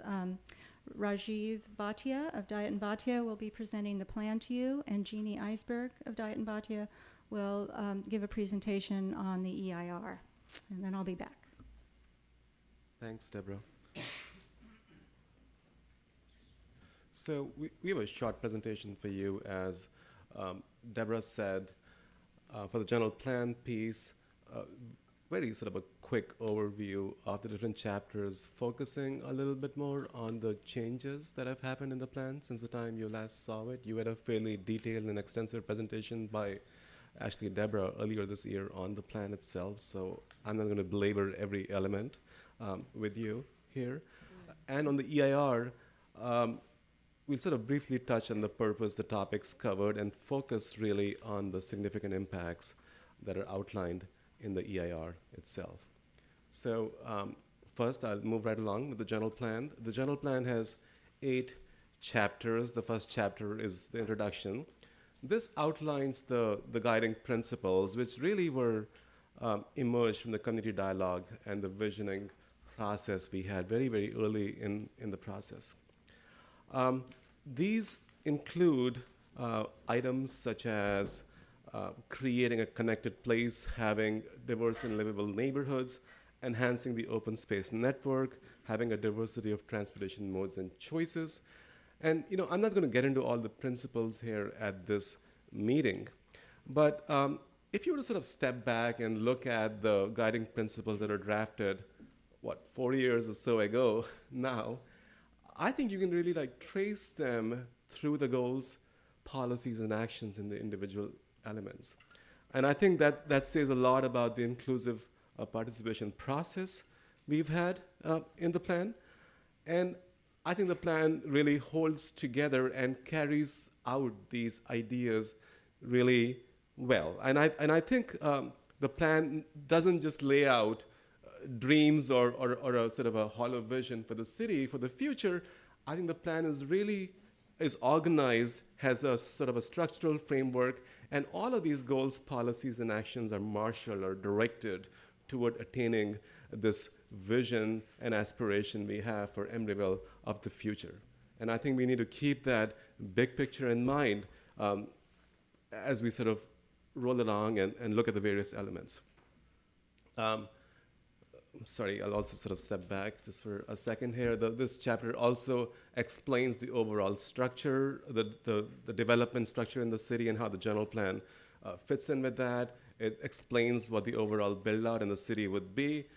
So for example, Emeryville can expect to have about 16,600 residents, 9,800 housing units, and 30,000 total jobs in approximately 20 years' time. And finally, this chapter also addresses fiscal sustainability, prioritizing really a range of land uses and tax revenue sources to ensure that the city is flexible, resilient, and can be responsive to changing market trends and opportunities that may present themselves. The second chapter is the land use chapter. It establishes a framework for the future.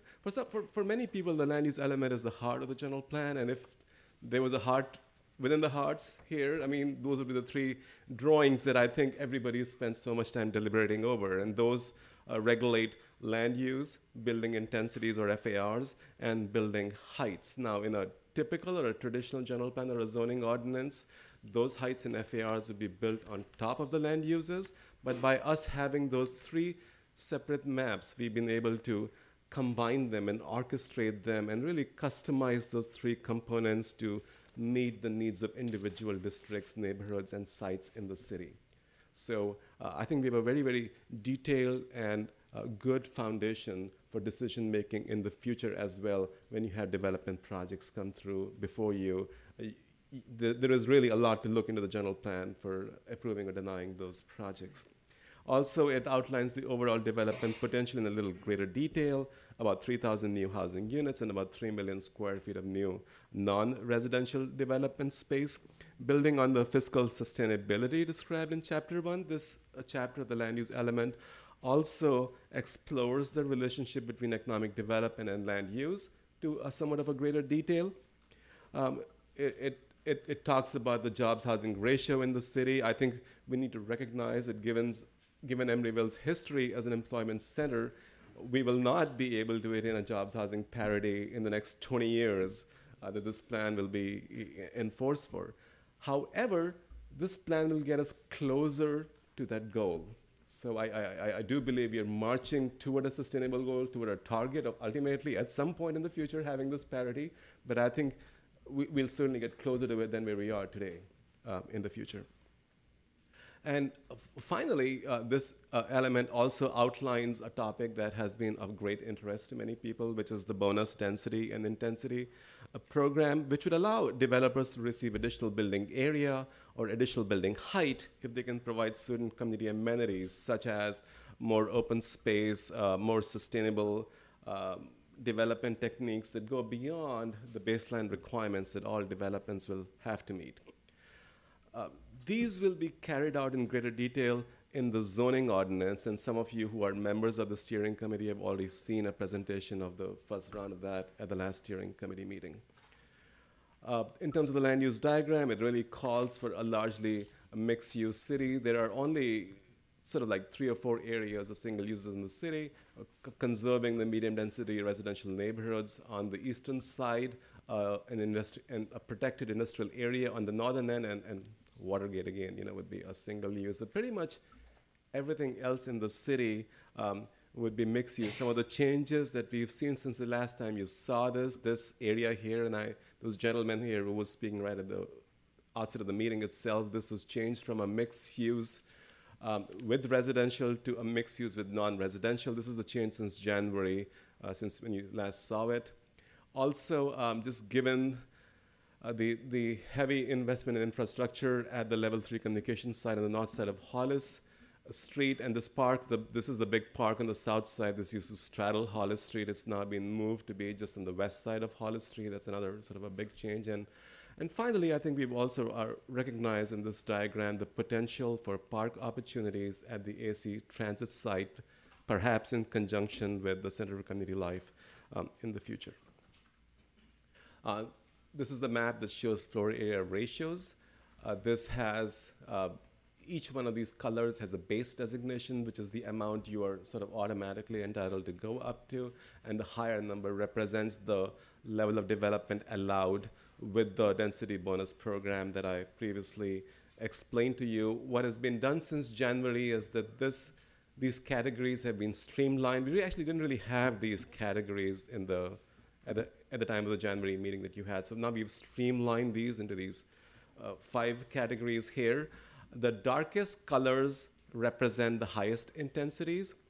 So you can see how it's sort of almost like a wedding cake. The densities or the intensities increase, and they reach their apex at the the Powell Christie core area over here, where the FARs would go up to 5.5 at the base. Now, these FARs do include any substantially above grade parking. This map represents the final version approved by the steering committee. However, as you may recall, at the meeting on the draft EIR that we had, several of you planning commissioners, including Commissioner Martin and Chair Hoff, were interested in knowing about the suitability of the base FARs for the eastern neighborhoods, and staff did a fairly extensive analysis, including looking at what's existing out there, projects that have been approved and projects that have been denied. And that analysis is one of the reports that was given to you in your packets in advance. This map here shows a base FAR of a 0.75 and a maximum FAR of 1.0 in these areas. Now, what staff is recommending is that base FAR be lowered to a 0.65, but the maximum remain at 1.0. This is based on the more fine-grained analysis of the conditions that staff has done in this area.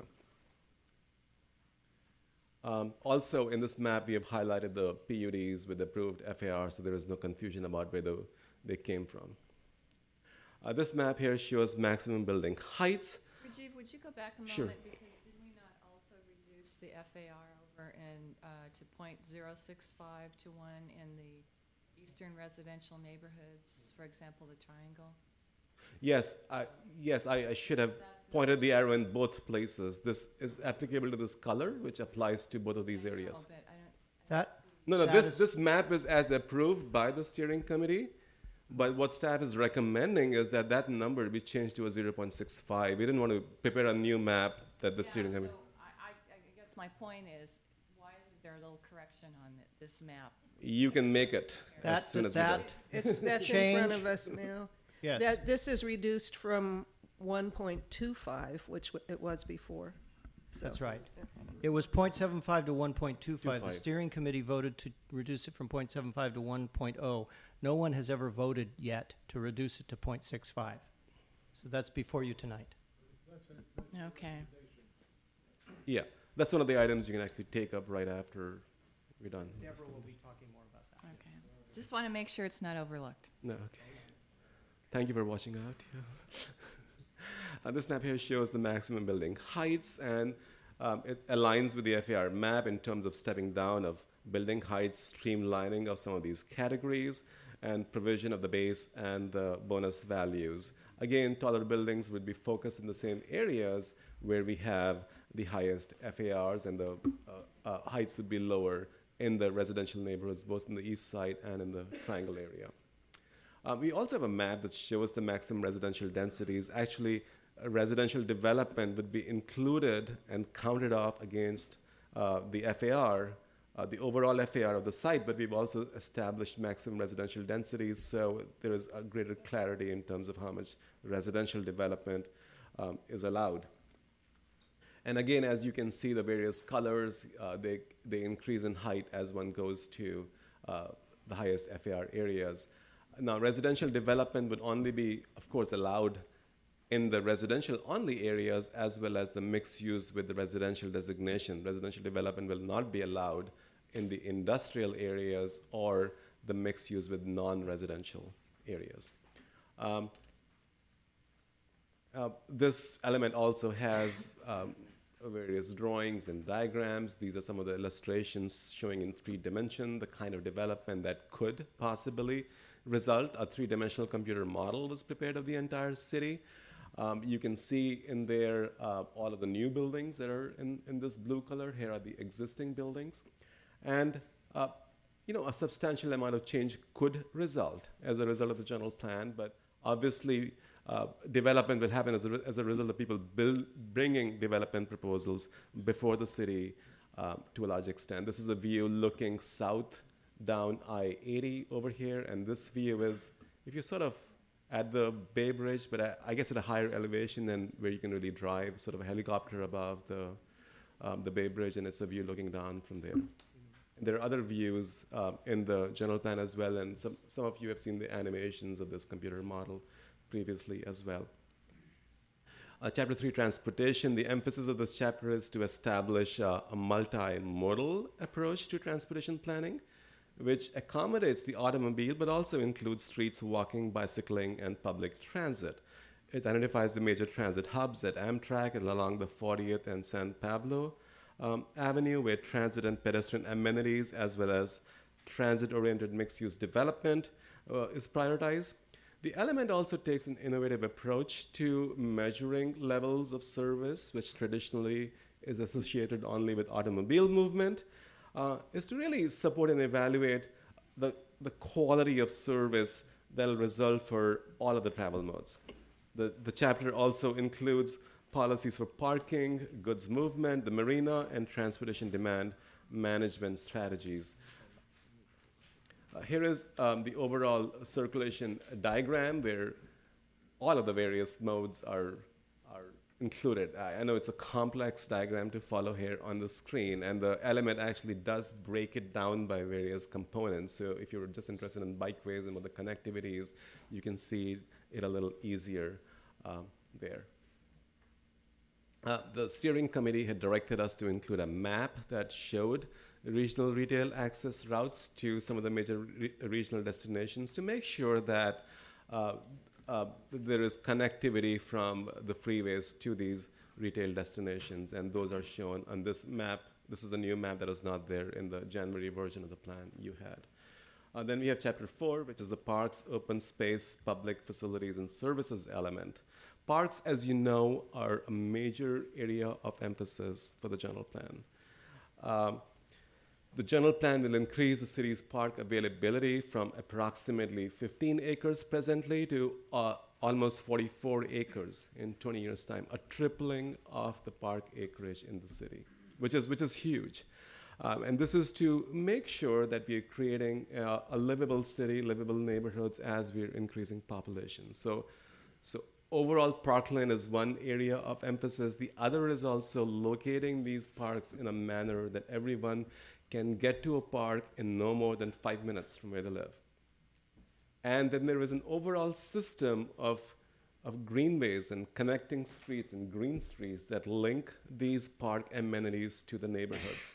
And all of those specific locations, the sizes, the green streets have been debated and deliberated upon extensively, showing how critical those amenities are to people in Emeryville. This chapter also addresses other items of public facilities and services, such as educational facilities, the Center for Community Life, police and fire services, and so on. There are several simulations, photo simulations in the plan. This is one of the ones along the 53rd Street East-West Greenway. This illustrates how in future the utility lines, for example, would be removed. There could be landscaping and lighting improvements, a bike boulevard along 53rd Street, as well as a proposed creek feature that'll celebrate Temescal Creek, which will actually continue to flow in the culvert below it. But this is just an example to show how these kinds of connections will be generated, connecting the neighborhoods to the parks. Here is an illustration showing the park, the big park in the north side along Hollis Street. This is across the street from, this is the recently completed park. This is across the street from it. This is 62nd Street, I believe, over here. And so, removing the utilities again, extending, putting new streets, new trees, new lighting along the street, extending this park for 2 of these big blocks all the way to 64th Street, putting bus transit lanes, signage and other improvements, showing, what the overall eventual form of this area could be. This is the overall diagram for the parks, open space, and public service. As I mentioned to you previously, we are looking to add 2 new large parks, one in the north side and one on the south side, with the goal being that practically everybody should be able to walk within 10 minutes to one of these parks, a big park, and within 5 minutes to smaller neighborhood scale parks, which will result from development, individual development, such as if the Powell Street Plaza is redeveloped, then we're looking to get a park out there for that. What we have done in this map, as I explained to you, this park used to previously straddle both sides of Hollis Street. It's been now moved to the west side of Hollis Street and made a little longer. We have acknowledged the park opportunity in the AC Transit site. I mentioned that to you previously. And we've also added community gardens, which people asked us to include on this map. So those are some of the changes. And also, just to emphasize, these have not really changed from previously. These are the green streets and the connectors linking the open space network together. Chapter 5, urban design. It's not a state mandated general plan element, but it's very critical to Emeryville to attain its ideas for creating a livable community. And also, improving overall mobility around the city. This chapter describes the city in terms of its overall structure and identity, its division into districts, neighborhoods, the street grid and other connections, the relationship of buildings to the skyline, the streetscape, and the cultivation of neighborhood centers to promote walkability. We have 4 neighborhood centers in the city, which will serve as focal points for retail, community services, and other amenities. Pedestrian priority zones will be located around major activity centers, including these neighborhood centers, schools, and parks, where pedestrian safety and mobility will be a top priority. We have some other examples of the kinds of changes that could result. This is the East Bay Bridge Shopping Center, and this shows how this area could unfold over time by allowing, for example, landscaping and a new plaza here on this side, replacing the surface parking with a parking structure with retail at the ground level below it, keeping the streets safe and interesting for pedestrians. Then there could be additional residential and non-residential development, and keeping some of those stores, including a big box store like this out there, perhaps by even having some additional development adjacent to or even above it.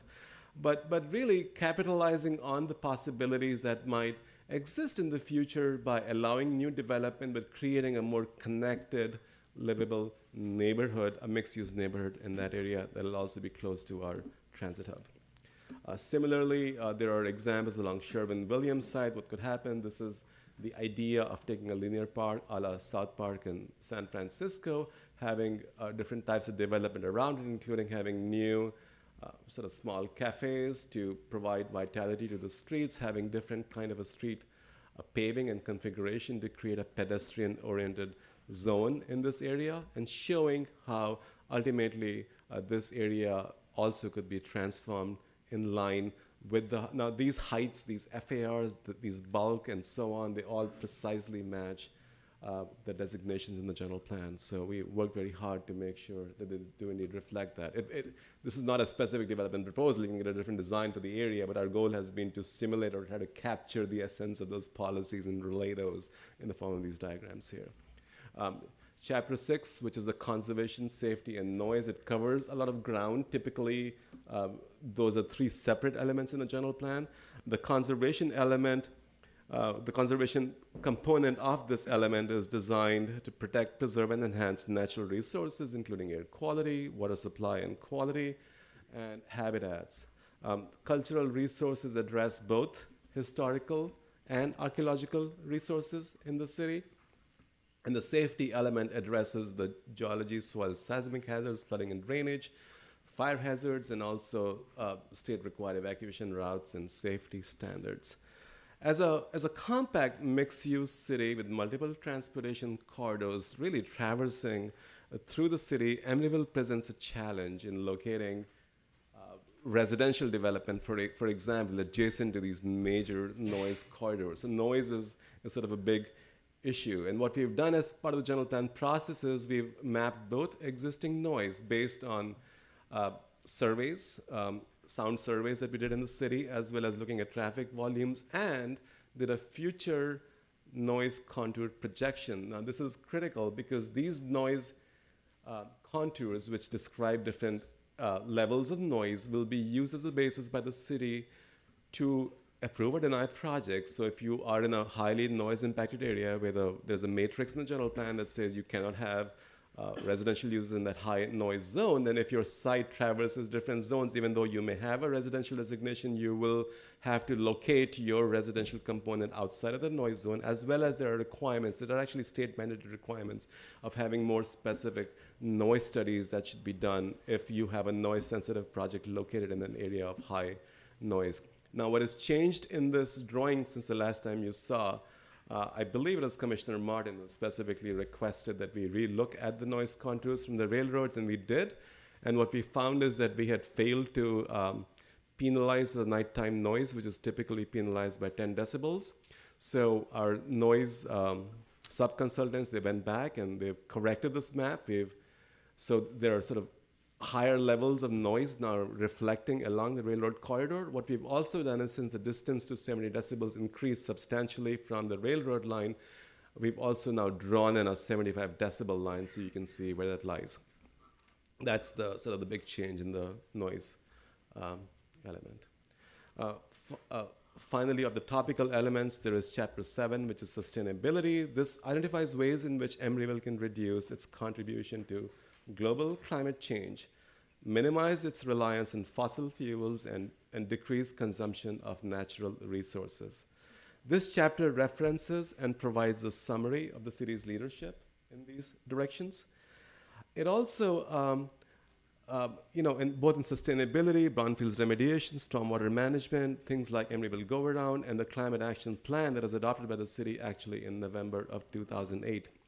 As a multi-dimensional concept, sustainability is actually woven throughout the general plan in the various elements. So when we talk about transportation, we talk about sustainable transportation. Sustainability is not a standalone idea. However, this element provides a centralized reference place for the goals and policies that pertain to sustainability throughout the plan. So this sustainability chapter examines all of the different topic areas and which are listed over here: energy, waste, land use, and water, and so on, and describes both existing and proposed strategies that the city will pursue in the future. Finally, we have an implementation program, which is Chapter 8, which includes actions for implementing the general plan. It lists agencies responsible for implementing the general plan, describes the regulatory system, the zoning and subdivision regulations, and building and housing codes that, for example, need to be consistent with the general plan. Most importantly, this chapter includes a complete, comprehensive list of every implementing action that the city will need to take to implement the general plan. There is at least one action for every policy that there is in the general plan. It identifies responsible agencies and the schedule and timeline for completing of that action. This may include large and new items, such as preparing design guidelines, which, as you know, will be forthcoming with the zoning ordinance itself, or a new parks master plan, which the city has already initiated. Or there could be smaller action items, such as urging transit agencies to provide bike racks and vehicles. But we've captured all of those implementing actions, grouped them by themes, and put this in the implementation program. This is one of Charlie kept wanting us to do it, and we did do it. And it was very interesting to us that, as we were working through it, several city departments wanted to take on more of a responsibility for more of the actions. So to us, it showed a sort of a buy-in happening from city departments in the general plan as well. That's the general plan presentation. I'm going to very quickly introduce the EIR first slide while Jeannie is walking up here. The overall purposes of the EIR are to really meet the CEQA requirements by evaluating physical impacts of the plan, the general plan, and its alternatives. It's really about, the EIR is an informational document. It is meant to inform you as decision makers, the public, about the consequences of acting on the plan. So it's a helpful guide to you for reviewing and adopting the plan. And it also allows you as decision makers to weigh what may be significant impacts emerging out of the EIR and see if you need to make any adjustments anywhere in the plan to minimize those impacts, or look at the totality of the goals that you're seeking to achieve and make sure that you're balancing the environmental considerations with other considerations that may be economic development, livability, or whatever else.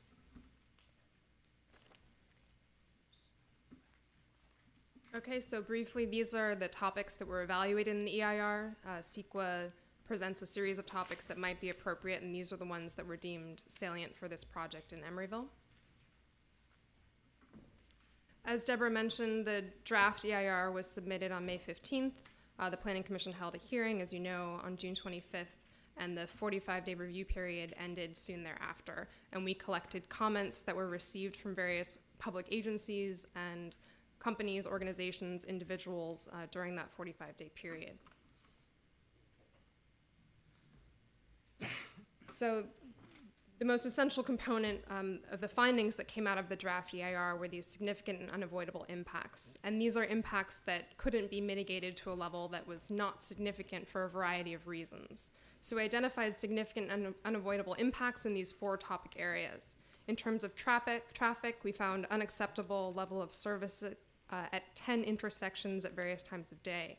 8 were in Emeryville, 1 in Berkeley, and 1 in Oakland. And this included 2 intersections that were already operating below acceptable conditions.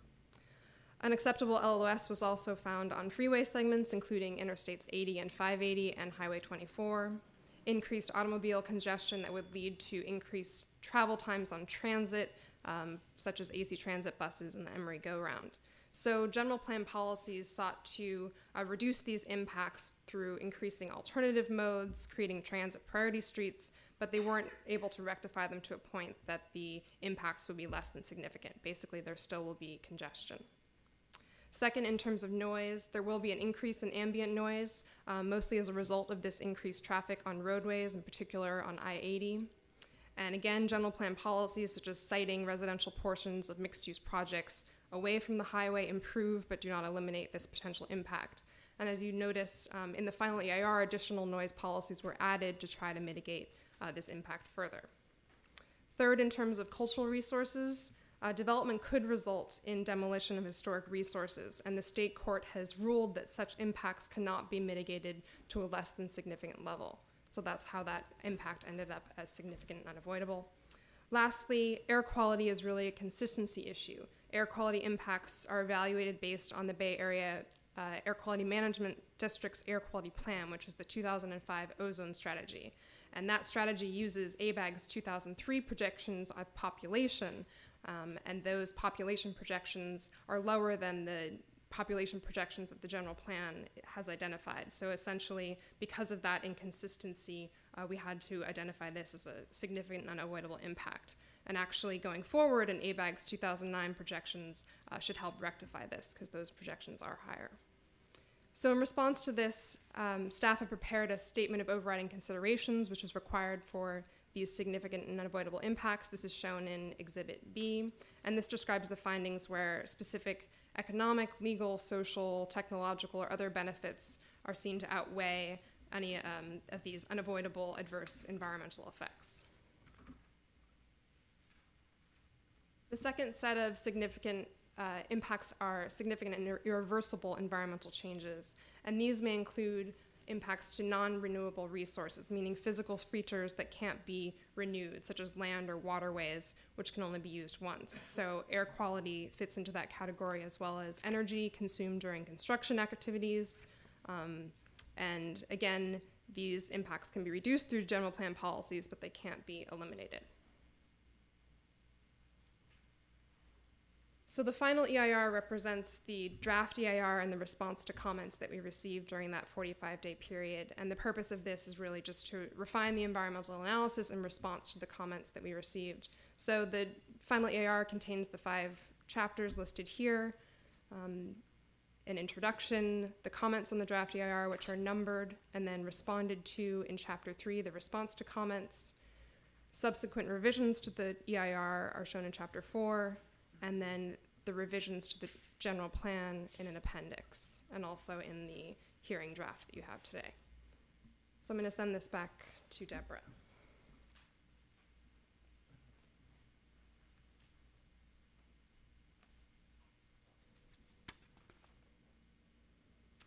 Thank you, Rajiv and Jeannie. Nice job. And I also want to compliment your firm on the way the plan looks. The photography and the layout is really nice.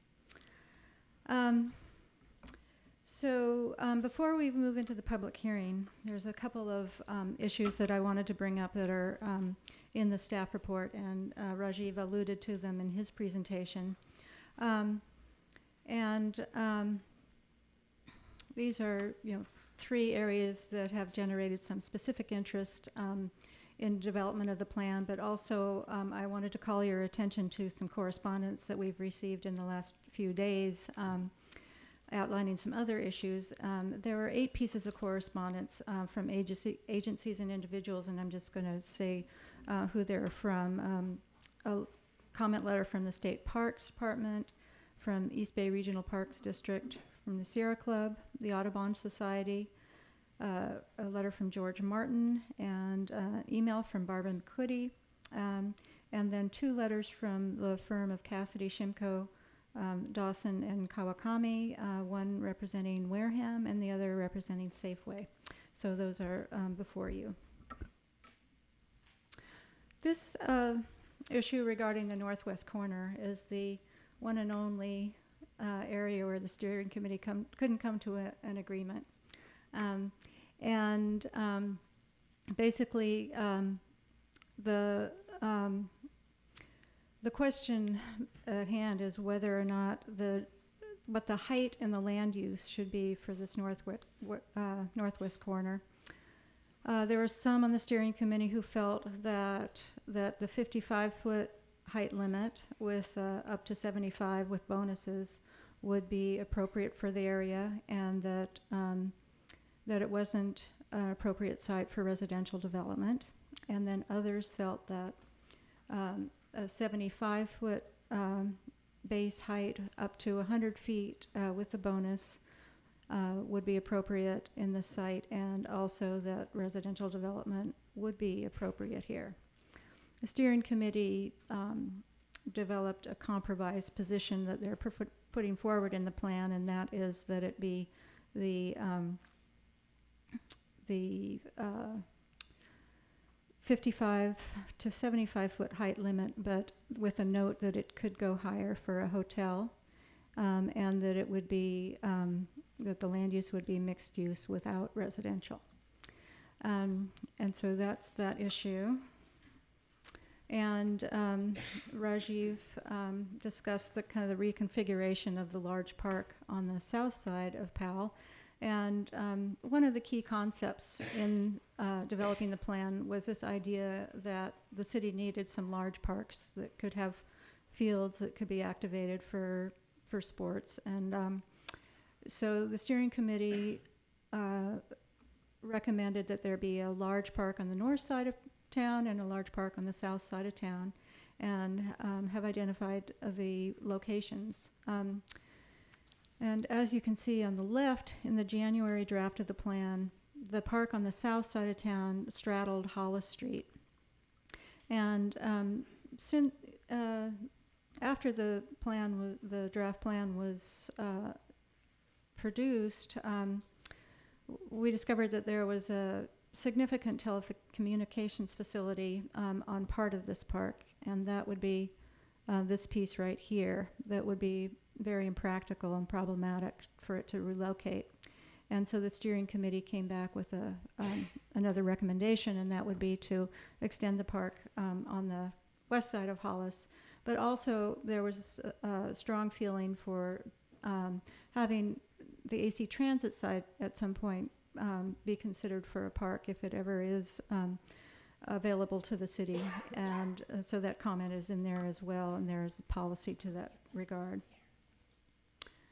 And then the third issue that's been discussed, and Patty brought up, thank you, regarding the FARs in the eastern residential neighborhoods. And the draft plan that came out in January included, the FA recommended that the FAR for these areas be a base FAR floor area ratio of 0.75, and through a conditional use process, it could be approved up to 1.0 FAR.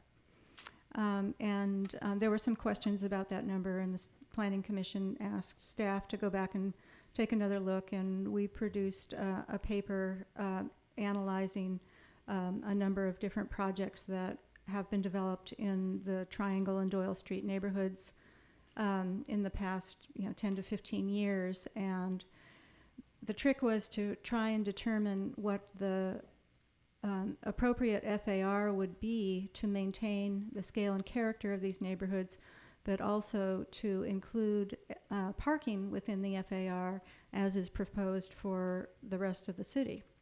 And so we went back and took another look, and at this point we are recommending to the Planning Commission that the FARs in these areas be a base FAR lowered to 0.65, and then with a CUP up to 1.0, and that would include parking in the calculation. And we're also recommending an amendment to a policy in the Urban Design Chapter, policy UDP-15, which says infill residential development should incorporate the scale, character, and identity of adjacent existing development, and then added, to avoid a continuous row of garages along the street, the lot frontage should provide a minimum of 30% of active non-parking related uses, because once we got into it and we realized that it really was the design that mandated parking be in the front that was problematic. So here's that amendment to that policy and our recommendation on the FARs. And that concludes the staff and consultant presentation on the general plan and the EIR, and we are available for questions. And then it would be appropriate to open the public hearing on the general plan. Can I, before we open the public hearing, if the commissioners have questions as opposed to comments, please save your comments till after the public hearing. But do you have any questions of the staff at this point? I have one, and this pertains to the statement of overriding considerations for traffic and transportation. And I was wondering for the intersections that were identified as, exceeding the LOS level of acceptability, was there any consideration to incorporating TDM? And if it was, did that not successfully reduce any of those intersections to Was an this in acceptable terms of level? mitigation? Right. Can you speak to that? Did we talk about TDM? I can't remember.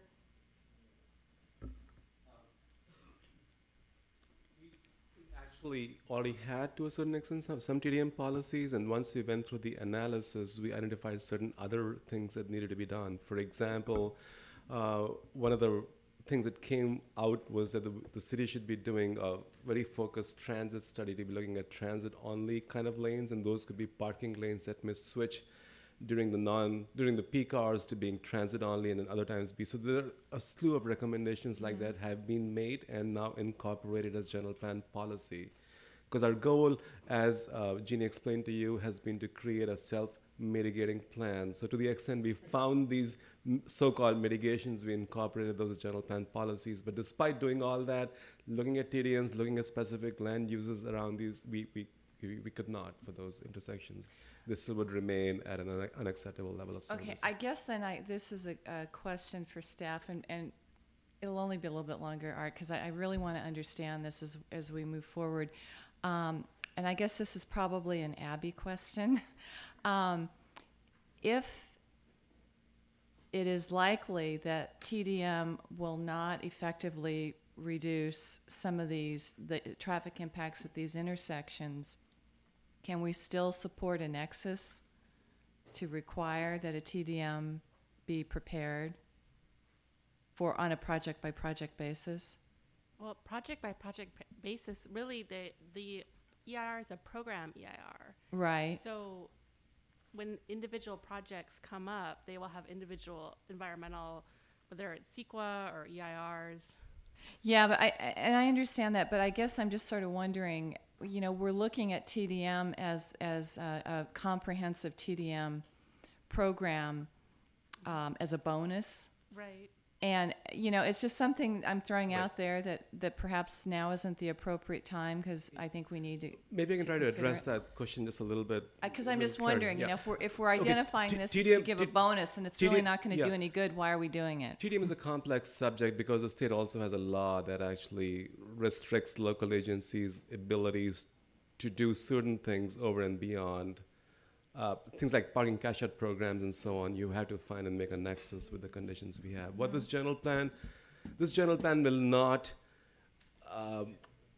lock you into any position that you otherwise would not already be in. In other words, this general plan does not limit your abilities to be doing anything else that you otherwise may want to do. In effect, it goes through what would traditionally be considered like a TDM approach, such as requiring bike parking spaces and shower facilities and so on. The general plan actually has policies to require those, and the zoning ordinance is building those in. So those are the softer TDM dimensions, but you certainly have the full ability as projects come forward. Certainly if there's a discretionary approval that a project has with you, and most of the projects in the city probably have some discretionary approval, you have full rights to require whatever you want to require as far as TDM goes in those projects. Yeah, I understand that, Yeah. but what my point is, if it isn't, I think it's important, regardless of whether it effectively reduces traffic at those key intersections. However, I'm thinking of it in terms of we are considering for the zoning, and this is jumping ahead a little bit, but it does relate to what we're talking about tonight. If we are considering bonuses to allow additional FAR and additional height, those bonuses, the whole intent behind the bonus was to give more to the community in order to allow the additional height and the additional intensity, and for residential, the density. So, I'm perhaps TDM isn't one of the bonuses. Well, we should be actually, giving. the TDM will have an impact. Just because it doesn't reduce it to below a significant level doesn't mean it's not actually helping to alleviate traffic congestion. And if you were to impose a requirement on a development, you may well impose it on the entire development and not just on the bonusable piece. So in effect, by somebody trying to claim a bonus and having a TDM measure with it, you may have effectively tried to address the overall issues related to the entire development. So you have to balance that as the time comes for granting or not granting the bonus at the time. Okay. I would I'm also not point out satisfied that yet, the but- bonus system concept is when the developer voluntarily provides things that would not normally be required. It has to be over and above normal requirements. So if there So it'd be a super TDM plan as Well, opposed to a regular TDM if plan? a particular project didn't require a TDM plan and they provided one anyway, then that would be eligible for a bonus. Or if we said the TDM plan had to include X, Y, Z, and they included a bunch of other things as well, that could potentially be bonusable. Yeah, but I mean, as a commission, we have been looking towards the larger projects Okay. to prepare a TDM. Let's move on. Okay, you're going to rein Can me we in. move All on? right, I'll be quiet now. But You I could- do think this is an important issue that we You could need bring it to up again deal during- with. You could bring it up again during the discussion period. Okay. So I have a couple questions. Go ahead. So the first one is, in looking through the final EIR, I've noticed a number of corrections that staff acknowledged in terms of recommendations for changes to, say, the block bound by Peabody, Vallejo, 65th, and the Greenway. So there are a number of changes there. I'm just questioning how we're going to capture those tonight, if we're going to actually move forward tonight. Does staff have something in writing that the commission's going to be able to use as the, quote, corrected corrections? And then while you're thinking about that, we received a number of substantive comments tonight. And, at least some of them appear to be substantive. And for the record, has staff prepared responses to those for us to digest as we go through the issues? We've prepared responses on some of those that were received yesterday and earlier today. The latest comment letter was received less than an hour before this meeting began. So we have not been able to prepare a response to that. We reviewed it, and we can give you a verbal response. I guess my question is, how were you going to present that information we got today and your recommendations to the commission on how to deal with it? I would say that the comments that you received over the last couple of days via correspondence should be construed as comments for the public hearing. People can comment at the public hearing either in writing or verbally.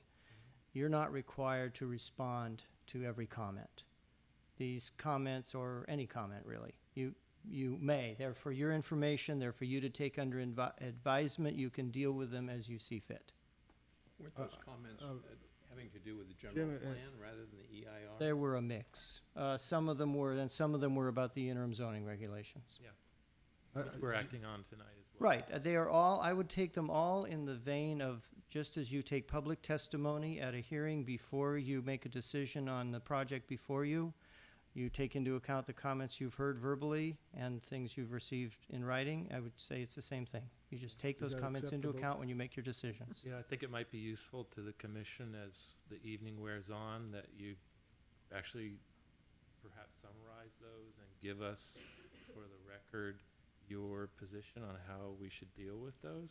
Well, it's kind of hard to pay attention here and be reading and responding to letters at the same time, but we'll do Jim, the best we I can. don't- I know you'll do a good job. I don't quite follow that because the staff is not required to respond to all the public comments. I agree with the planning director. If any of the commission members feel that any of those letters or comments are worthy of comment on, then you should bring it up as part of your comments. I will. And we can discuss them. Yeah, my point is that I'm not sure the entire commission's had a chance, and so if staff could summarize those and Well, give their recommendations. staff hasn't had a chance to digest them all either. Okay. And some of them just arrived. Okay, I wanted to raise that. Okay. So we'll, Oh, concerning your other point about the changes to the final EIR, to my knowledge, we have not identified any corrections other than the ones that you have identified. And do you know where they are? They're on page A-3 in the EIR. And this is the summary of the revisions to the general plan that were made between the January version and the August version. And the attachment to your staff report, attachment 6, which is also the same summary of changes, is identical. So you'd make the same changes in that as well. And that was where Commissioner Martin refers to the block bounded by Peabody Lane, Doyle, Vallejo, and 65th Street, the block that the Baker Metal project that you just approved is on. On page A-3, well, I'm sorry, where are you in the, what page? page are you on? A-3. It's in the final it's EIR. Final EIR, page A-3. The building heights, page 216, which is the second big section on that page, it says that the building heights on that block were increased to 55 to 75. That's incorrect. It was increased to 30 to 55. It was increased from a straight 30 to 30 to 55. And then similarly, two sections below that, page 218, the updated residential density figures on the same block. It says there, it's the middle bullet, the third bullet down there, that the density on that block was increased to 85 to 100 units to the acre. That's not correct. It's 50 to 60 units to the acre. And I would note, though, that the maps in the general plan are correct. It's only this update page in the EIR, and that's a separate handout that is not correct. So the plan itself is correct. I'm not aware of any other errors. It's the area on San Pablo, between San Pablo and Adeline. There was a, yeah, is it this? I think this is incorrect.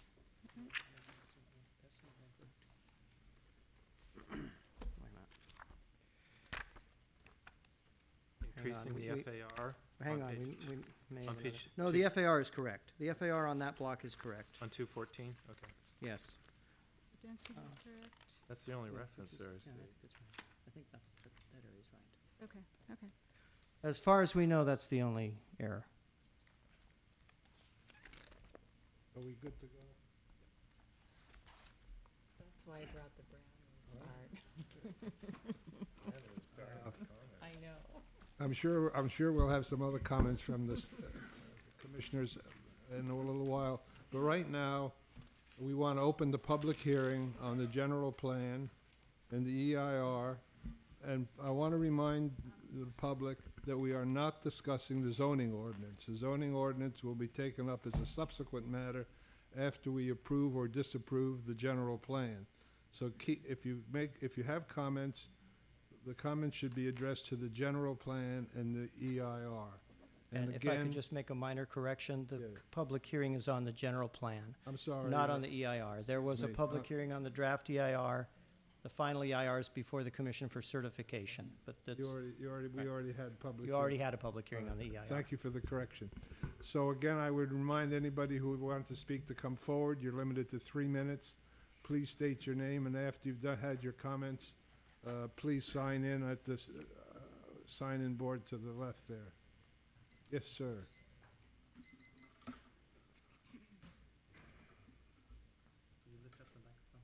Yep. And your name is? Hi, my name is Mark Welther, and I'm the Executive Director of Golden Gate Audubon. Thank you for this opportunity to speak. Golden Gate Audubon represents 10,000 members and supporters throughout the Bay Area.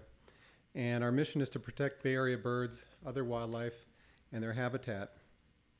Many of our members live in and around the Emeryville area. And like the East Bay Regional Park District, the Sierra Club, and the Citizens for East Shore Parks, we're gravely concerned about the construction of a portion of the Bay Trail along the Emeryville Crescent. The San Francisco Bay is a stopover for the Pacific Flyway, which is one of the most important bird migration pathways in the world. And tens of millions of birds migrate through and overwinter in San Francisco Bay. And they rely on places like the Emeryville Crescent for roosting and foraging and nesting. And in fact, the Golden Gate Audubon spends much of our time identifying small pockets of land like the Emeryville Crescent for preservation and restoration. The EIR itself points out that the crescent is already habitat for endangered California clapper rail, California black rail, and the salt marsh harvest mouse, as well as many species of concern. And in 1978, the Golden Gate Audubon ourselves commissioned a report from the Bodega Bay Institute, a study of the area which demonstrated that any trail along the Emeryville Crescent would cause significant harm to birds in the area. The EIR failed to acknowledge that filling wetlands, destroying habitat used for special status species, and destroying nesting habitat are very significant impacts that must be avoided and at least minimized or mitigated. And also, the EIR conflicted with the East Shore State Parks General Plan, which states that the Bay Trail will not go through the Emeryville Crescent. Existing laws such as the Endangered Species Act, the Migratory Bird Treaty Act, and others do not provide a basis for finding of no significant impact for destruction of wetlands and other habitats of special status species. These impacts must be considered. And one other thing of note is that the lands of the Emeryville Crescent are subject to the public trust. As such, they cannot be filled in or otherwise used for industrial or residential development. Therefore, we believe that that this proposal contradicts the City of Emeryville's own stated policies: 1, to protect special status wilderness species and plants; 2, to protect the natural environment from destruction during new development; 3, access will create a minimum. Okay, is that my time? Okay. I just want to conclude by saying we ask that the city remove provisions from the general plan and the EIR related to placing the Bay Trail in the Emeryville Crescent, and we also ask that Section 3.4 be reviewed and rewritten to fully consider the impacts of to sensitive species, wetlands, and bird nesting habitat. Thank you. And I've been authorized to say that the Sierra Club also opposes this. Thank you very much. Yeah, please come forward. Would you sign in, sir? Betty Burry, and I'm calling to ask you to consider an amendment to your plan, specifically for Horton Street. I already live on the Horton Street, which is a one-lane in each direction, already crowded with trucks because there's no room for them to park, and we already have an 800-car parking garage on our street, plus the Amtrak station, plus the parking beyond What part that. of Horton Street do you live on? At the terraces? The terraces. Okay. Yes. And in the plans that you have, it appears to me that you're not considering that as an area potentially high congestion. It already is. High noise already is. And the project that's being planned for that is going for the other side of the Amtrak station, of course, is going to be given a special over 100-foot height limit. And it's not going to be a 100-foot height limit for a theater or a library or a hospital or something very useful to Emeryville. It's going to be for a parking garage. And we don't need another parking garage on our small area. You And know, so if the- excuse me. Yes? We're going to specifically talk about Emery Street West. Mhm. So, you know, if you wanted to be more specific, you could comment at that time. You should limit your comments now to the general plan and not to The the general specific, plan and not to in- the specific project. I think she Certainly, is I talking am. about, she's talking about the height I'm limits in talking the general about the plan. height limit, which is zoned just for that area at 100 feet. All right. No other area on that street.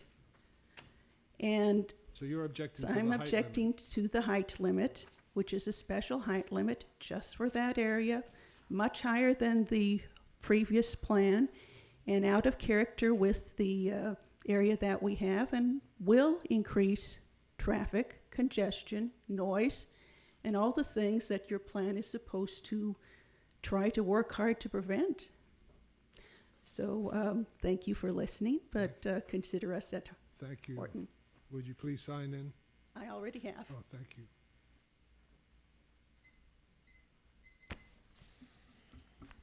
Mr. Chairman and Commissioners, my name is Patricia Jones. I'm the Executive Director of Citizens for East Shore Parks. Thank you for allowing me to speak. As you may know, Citizens of East Shore Park was instrumental in the creation of the East Shore State Park. So any development that would impact habitats in the park are of great concern to CES. We and fellow environmental and agency stakeholders such as East Bay Regional Park District and the Sierra Club are disappointed that we were not included in the aforementioned stakeholder outreach. When questioned, we'd been told that the general plan would not impact East Shore State Park. In our brief and very last-minute review of the general plan, we must oppose the proposed spur trail that will be in the tidal marsh area of the Emeryville Crescent. I'd like to say that one more time, in the tidal marsh of the Crescent.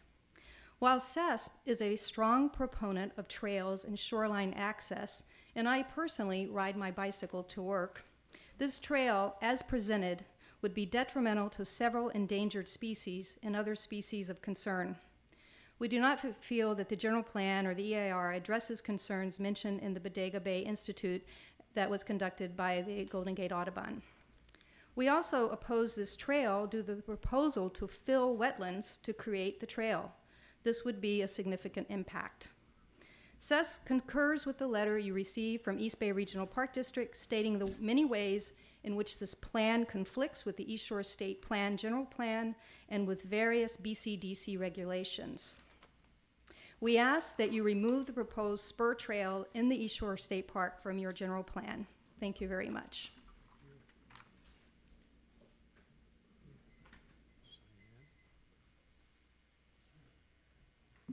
Hi, I'm Douglas Flock from Watergate Condominiums, and I would like to request that the parcel at the intersection of Frontage Road and Powell, where the regional retail overlay is, that be removed.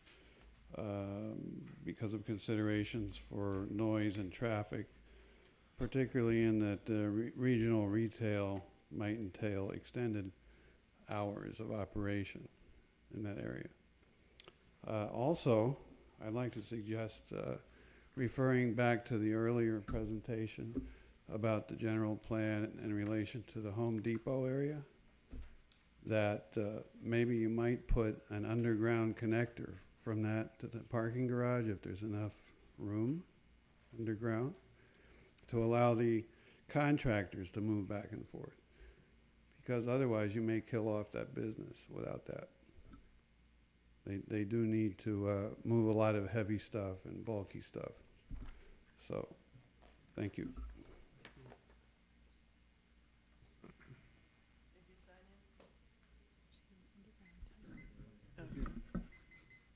My name is Craig Windsor. I too live at the Terraces, and I have a great concern with the traffic that is going to most likely come from several projects that are planned in the future. And I also have a concern with the noise factor because of the heights on the west side of the railroad tracks where the current hotel, the Woodfin Suites, resides. Because I feel like if you're going to allow on the east side of the height limit of 100 plus feet and 100 plus feet on the other side, you're going to create a corridor for that train to make it further noise. It's just going to make very loud noise, which is already loud enough, and then on top of it, the traffic noise and the traffic congestion. So I really think you need to look at that and consider that there are residents in that area, because that seems to be a problem a lot of times, that the residents aren't considered.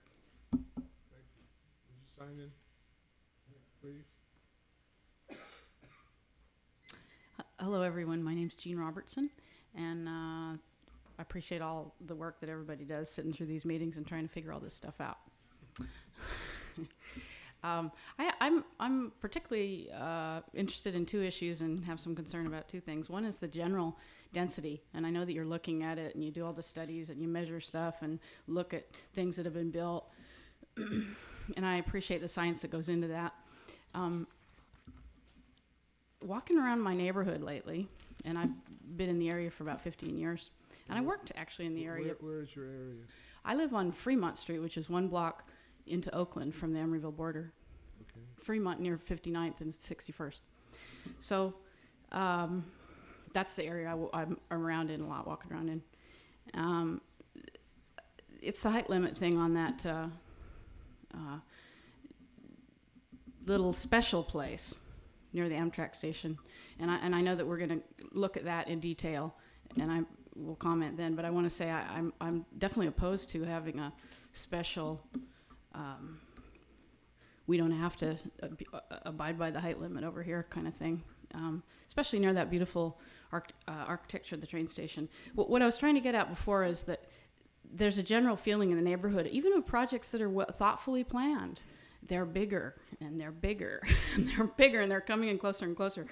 And, you know, like the one that Mr. Banta presented, it was thoughtful and all that, but right up to the edge of the Greenway, which we fought so hard to make, not a little extra added to the Greenway, but it's like, okay, the Greenway is now front yard for a massive building project. So not massive compared to the other ones that are being proposed, but anyway, just it's all relative. Anyway, the main thing is the density, the issue of density. So I'm not sure what all the formulas mean and how they play out, but everything that I see that's coming in just feels like more, bigger, more cars, you know. So I'm very concerned about that, and the special exception being considered for this very tall building at near the train station. Thank you very much. Thank you. Nick. You have a conflict of interest. I guess I might. Vanessa Coomerly, I'm on Ocean Avenue. I'm on the General Plan Update Steering Committee, as some of you know, many of you know. And I still have not wrapped my brain around the FAR for the residential neighborhoods. And so I was glad to see that it was reduced to 0.65, but I'm concerned that it might not be enough. And I know, Deborah, you were saying that it was the projects in the last 10 years you were looking at? There were about 16 projects that we looked at, most of them within the last 10 years, but there was one that went back into the 90s. Because that's good. However, there's also all the projects that were done a lot longer ago than 10 years that are the bulk of the neighborhoods that need to be considered, so that there's, the scale and the bulk is in keeping with the neighborhoods that are there. So, yeah, I don't feel comfortable with even 0.65. I'm worried that it's still going to be and one with a bonus. I'm not really sure exactly in the residential areas what kind of bonuses we're going to get. So, I'm just mentioning that. And also, I too, and I said it during, our meetings, am not excited about this 100-foot designation for the transit center. So just wanted to say that. Thank you all.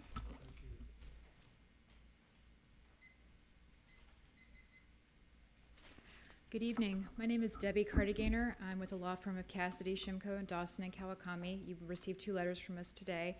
I'm here on behalf of 2 different stakeholders in the Emeryville community. One is Wareham Development, and one is Safeway. And with your permission, I'd like to take a full 3 minutes for each of those 2 clients. May I? Thank you. First of all, we'd like to compliment the city and the staff on a really great, well-thought-out plan. It's clear that it's going to be a very ambitious and wonderful blueprint for future development for the next 20 years in the city. The staff did a great job, and obviously a lot of work has gone into it. That being said, we also have submitted 2 letters. I have copies of those letters, additional copies here. You all have them. Okay, great. And we apologize for the late date of submitting those letters. It's been a long few days since Friday when the additional documentation became available for us to look at. So most of our letters have been responding to that, the documents that were made available on Friday. Just to go through our letters so that you do have a general idea of the concerns that we have. First, I'll start with Safeway. The first thing that Safeway is requesting is actually a continuance on this consideration.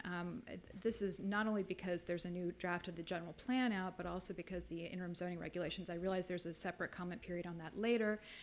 But really, they're where the rubber hits the road for the general plan. And the fact, and I kind of cringed a little bit when they were talking earlier about the letters coming in late, but that kind of illustrates our point. It took us this long to digest what the city had presented, and we're now just getting our comments back to you. We think that there's still dialogue to be had on a lot of aspects of these plans.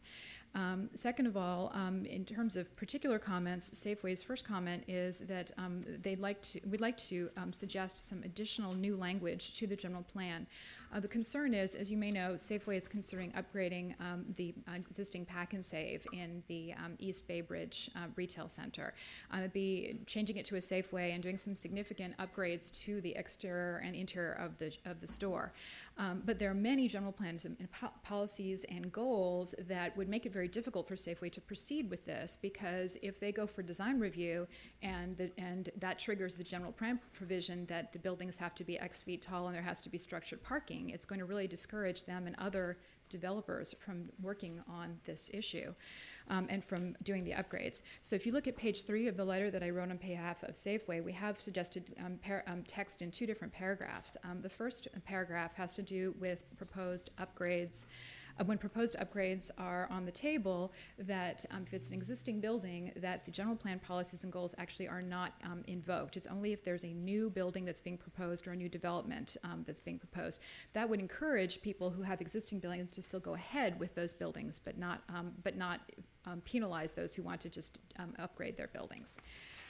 There's also another paragraph regarding possible deviations from the general plan in situations where there are economic infeasibilities of complying with the general plan's goals and policies. The city would remain in the driver's seat, but it would have a little bit more flexibility about what types of development could go forward. Finally, in terms of Safeway's development, the general plan currently shows a pedestrian pathway straight through the Pack and Save site. That could pose some serious problems and conflicts with pedestrians going for, and cars. If it is imposed at this point, it should really only be imposed in connection with future development. On behalf of Wareham, Wareham, as you know, is a long-term stakeholder in the Emeryville community. They are developing several projects right now, including the Transit Center, Heritage Square West, and the Emeryville Greenway. They have been involved in this process for a long time now and have made a lot of comments along the way. Probably their primary comment with respect to the general plan is the calculation of FAR. That calculation has been changed to include parking, and so our concern is that in making that change, it's effectively camouflaging what the true increases in FAR are going to be. For instance, we expect that there will be a 1-to-1 correlation of every square foot of parking needed to every square foot of occupiable space. So if you double an FAR from 1 to 2, effectively, you're not doing anything to the FAR if you were now including structured parking. So that's a first major issue. The general plan does exempt out certain public parking uses, but is not very specific about how that would work. So we have some concerns about that, which we'll raise later. Another concern is the multiple height and density districts that are applicable to various different large lots. The general plan provides that FAR may be averaged out among the lot, but that height cannot. This makes it very difficult because FAR is actually quite correlative to the height. So even though in theory you could distribute the FAR among the lot, in practice it's very difficult to do. So it's effectively constraining the entire site. So what we would suggest is instead having the multiple height density districts averaged for whatever parcel to which they apply. Another comment that we have on the general plan on behalf of Wareham is the fact that it requires active frontage streets, meaning, and the definition of that is basically commercial uses along the entirety of the street.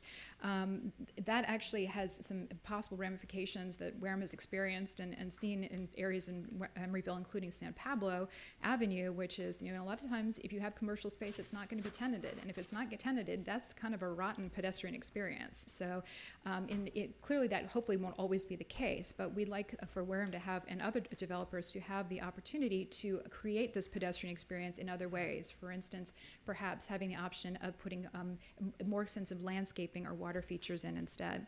So I think that's I'm almost out of time. I appreciate your consideration. I'm here to answer any questions, and I'll be back to talk about the interim zoning regulations.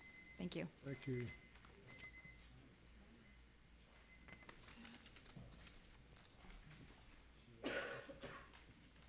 My name is Frederick Schrag.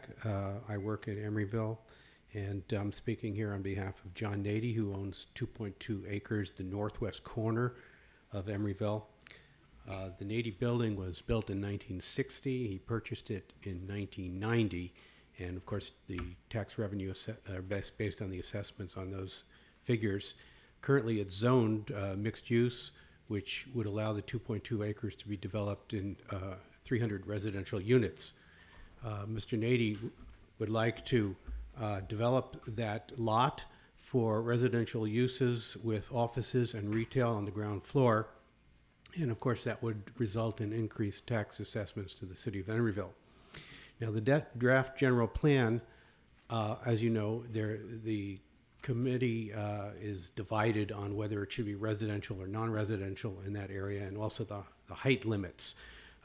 As submitted to you by the director, or the planning director, it's right now submitted as non-residential mixed use with a height of 55 feet or 75 feet with bonus, except if there's a hotel there, the recommendation by the staff is a 75-foot limit or 100-foot with bonus. The rationale for having non-residential there is noise from the train tracks and the highway. This site is west of the train tracks. However, the general plan makes accommodation for mitigating noise by things such as double or triple pane windows, closed windows with air conditioning, etc. So to have a general plan that eliminates the possibility of residences in that area, it doesn't allow for mitigation.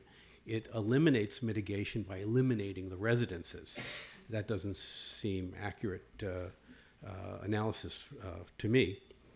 Also, Another rationale was that the staff wanted to have a hotel in that area because of the increased taxes from the hotel tax. Well, it would be nice perhaps to have a hotel there.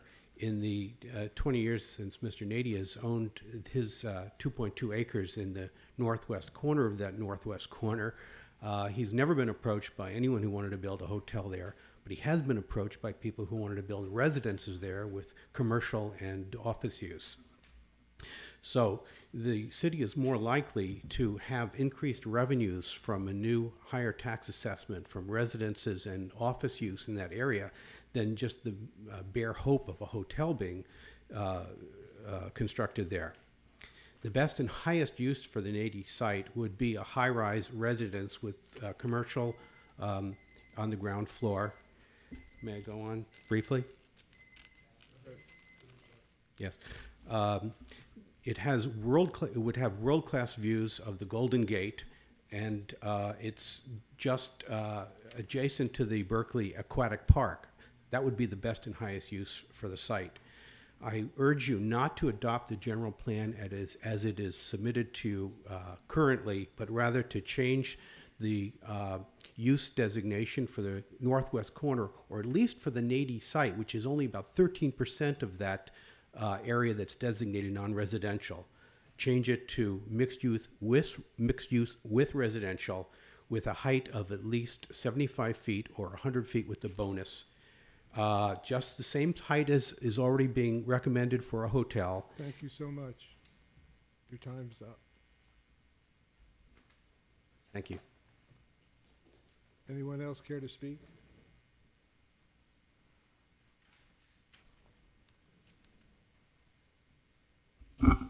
Good evening, Chairperson Hoff, members of the commission, staff, audience.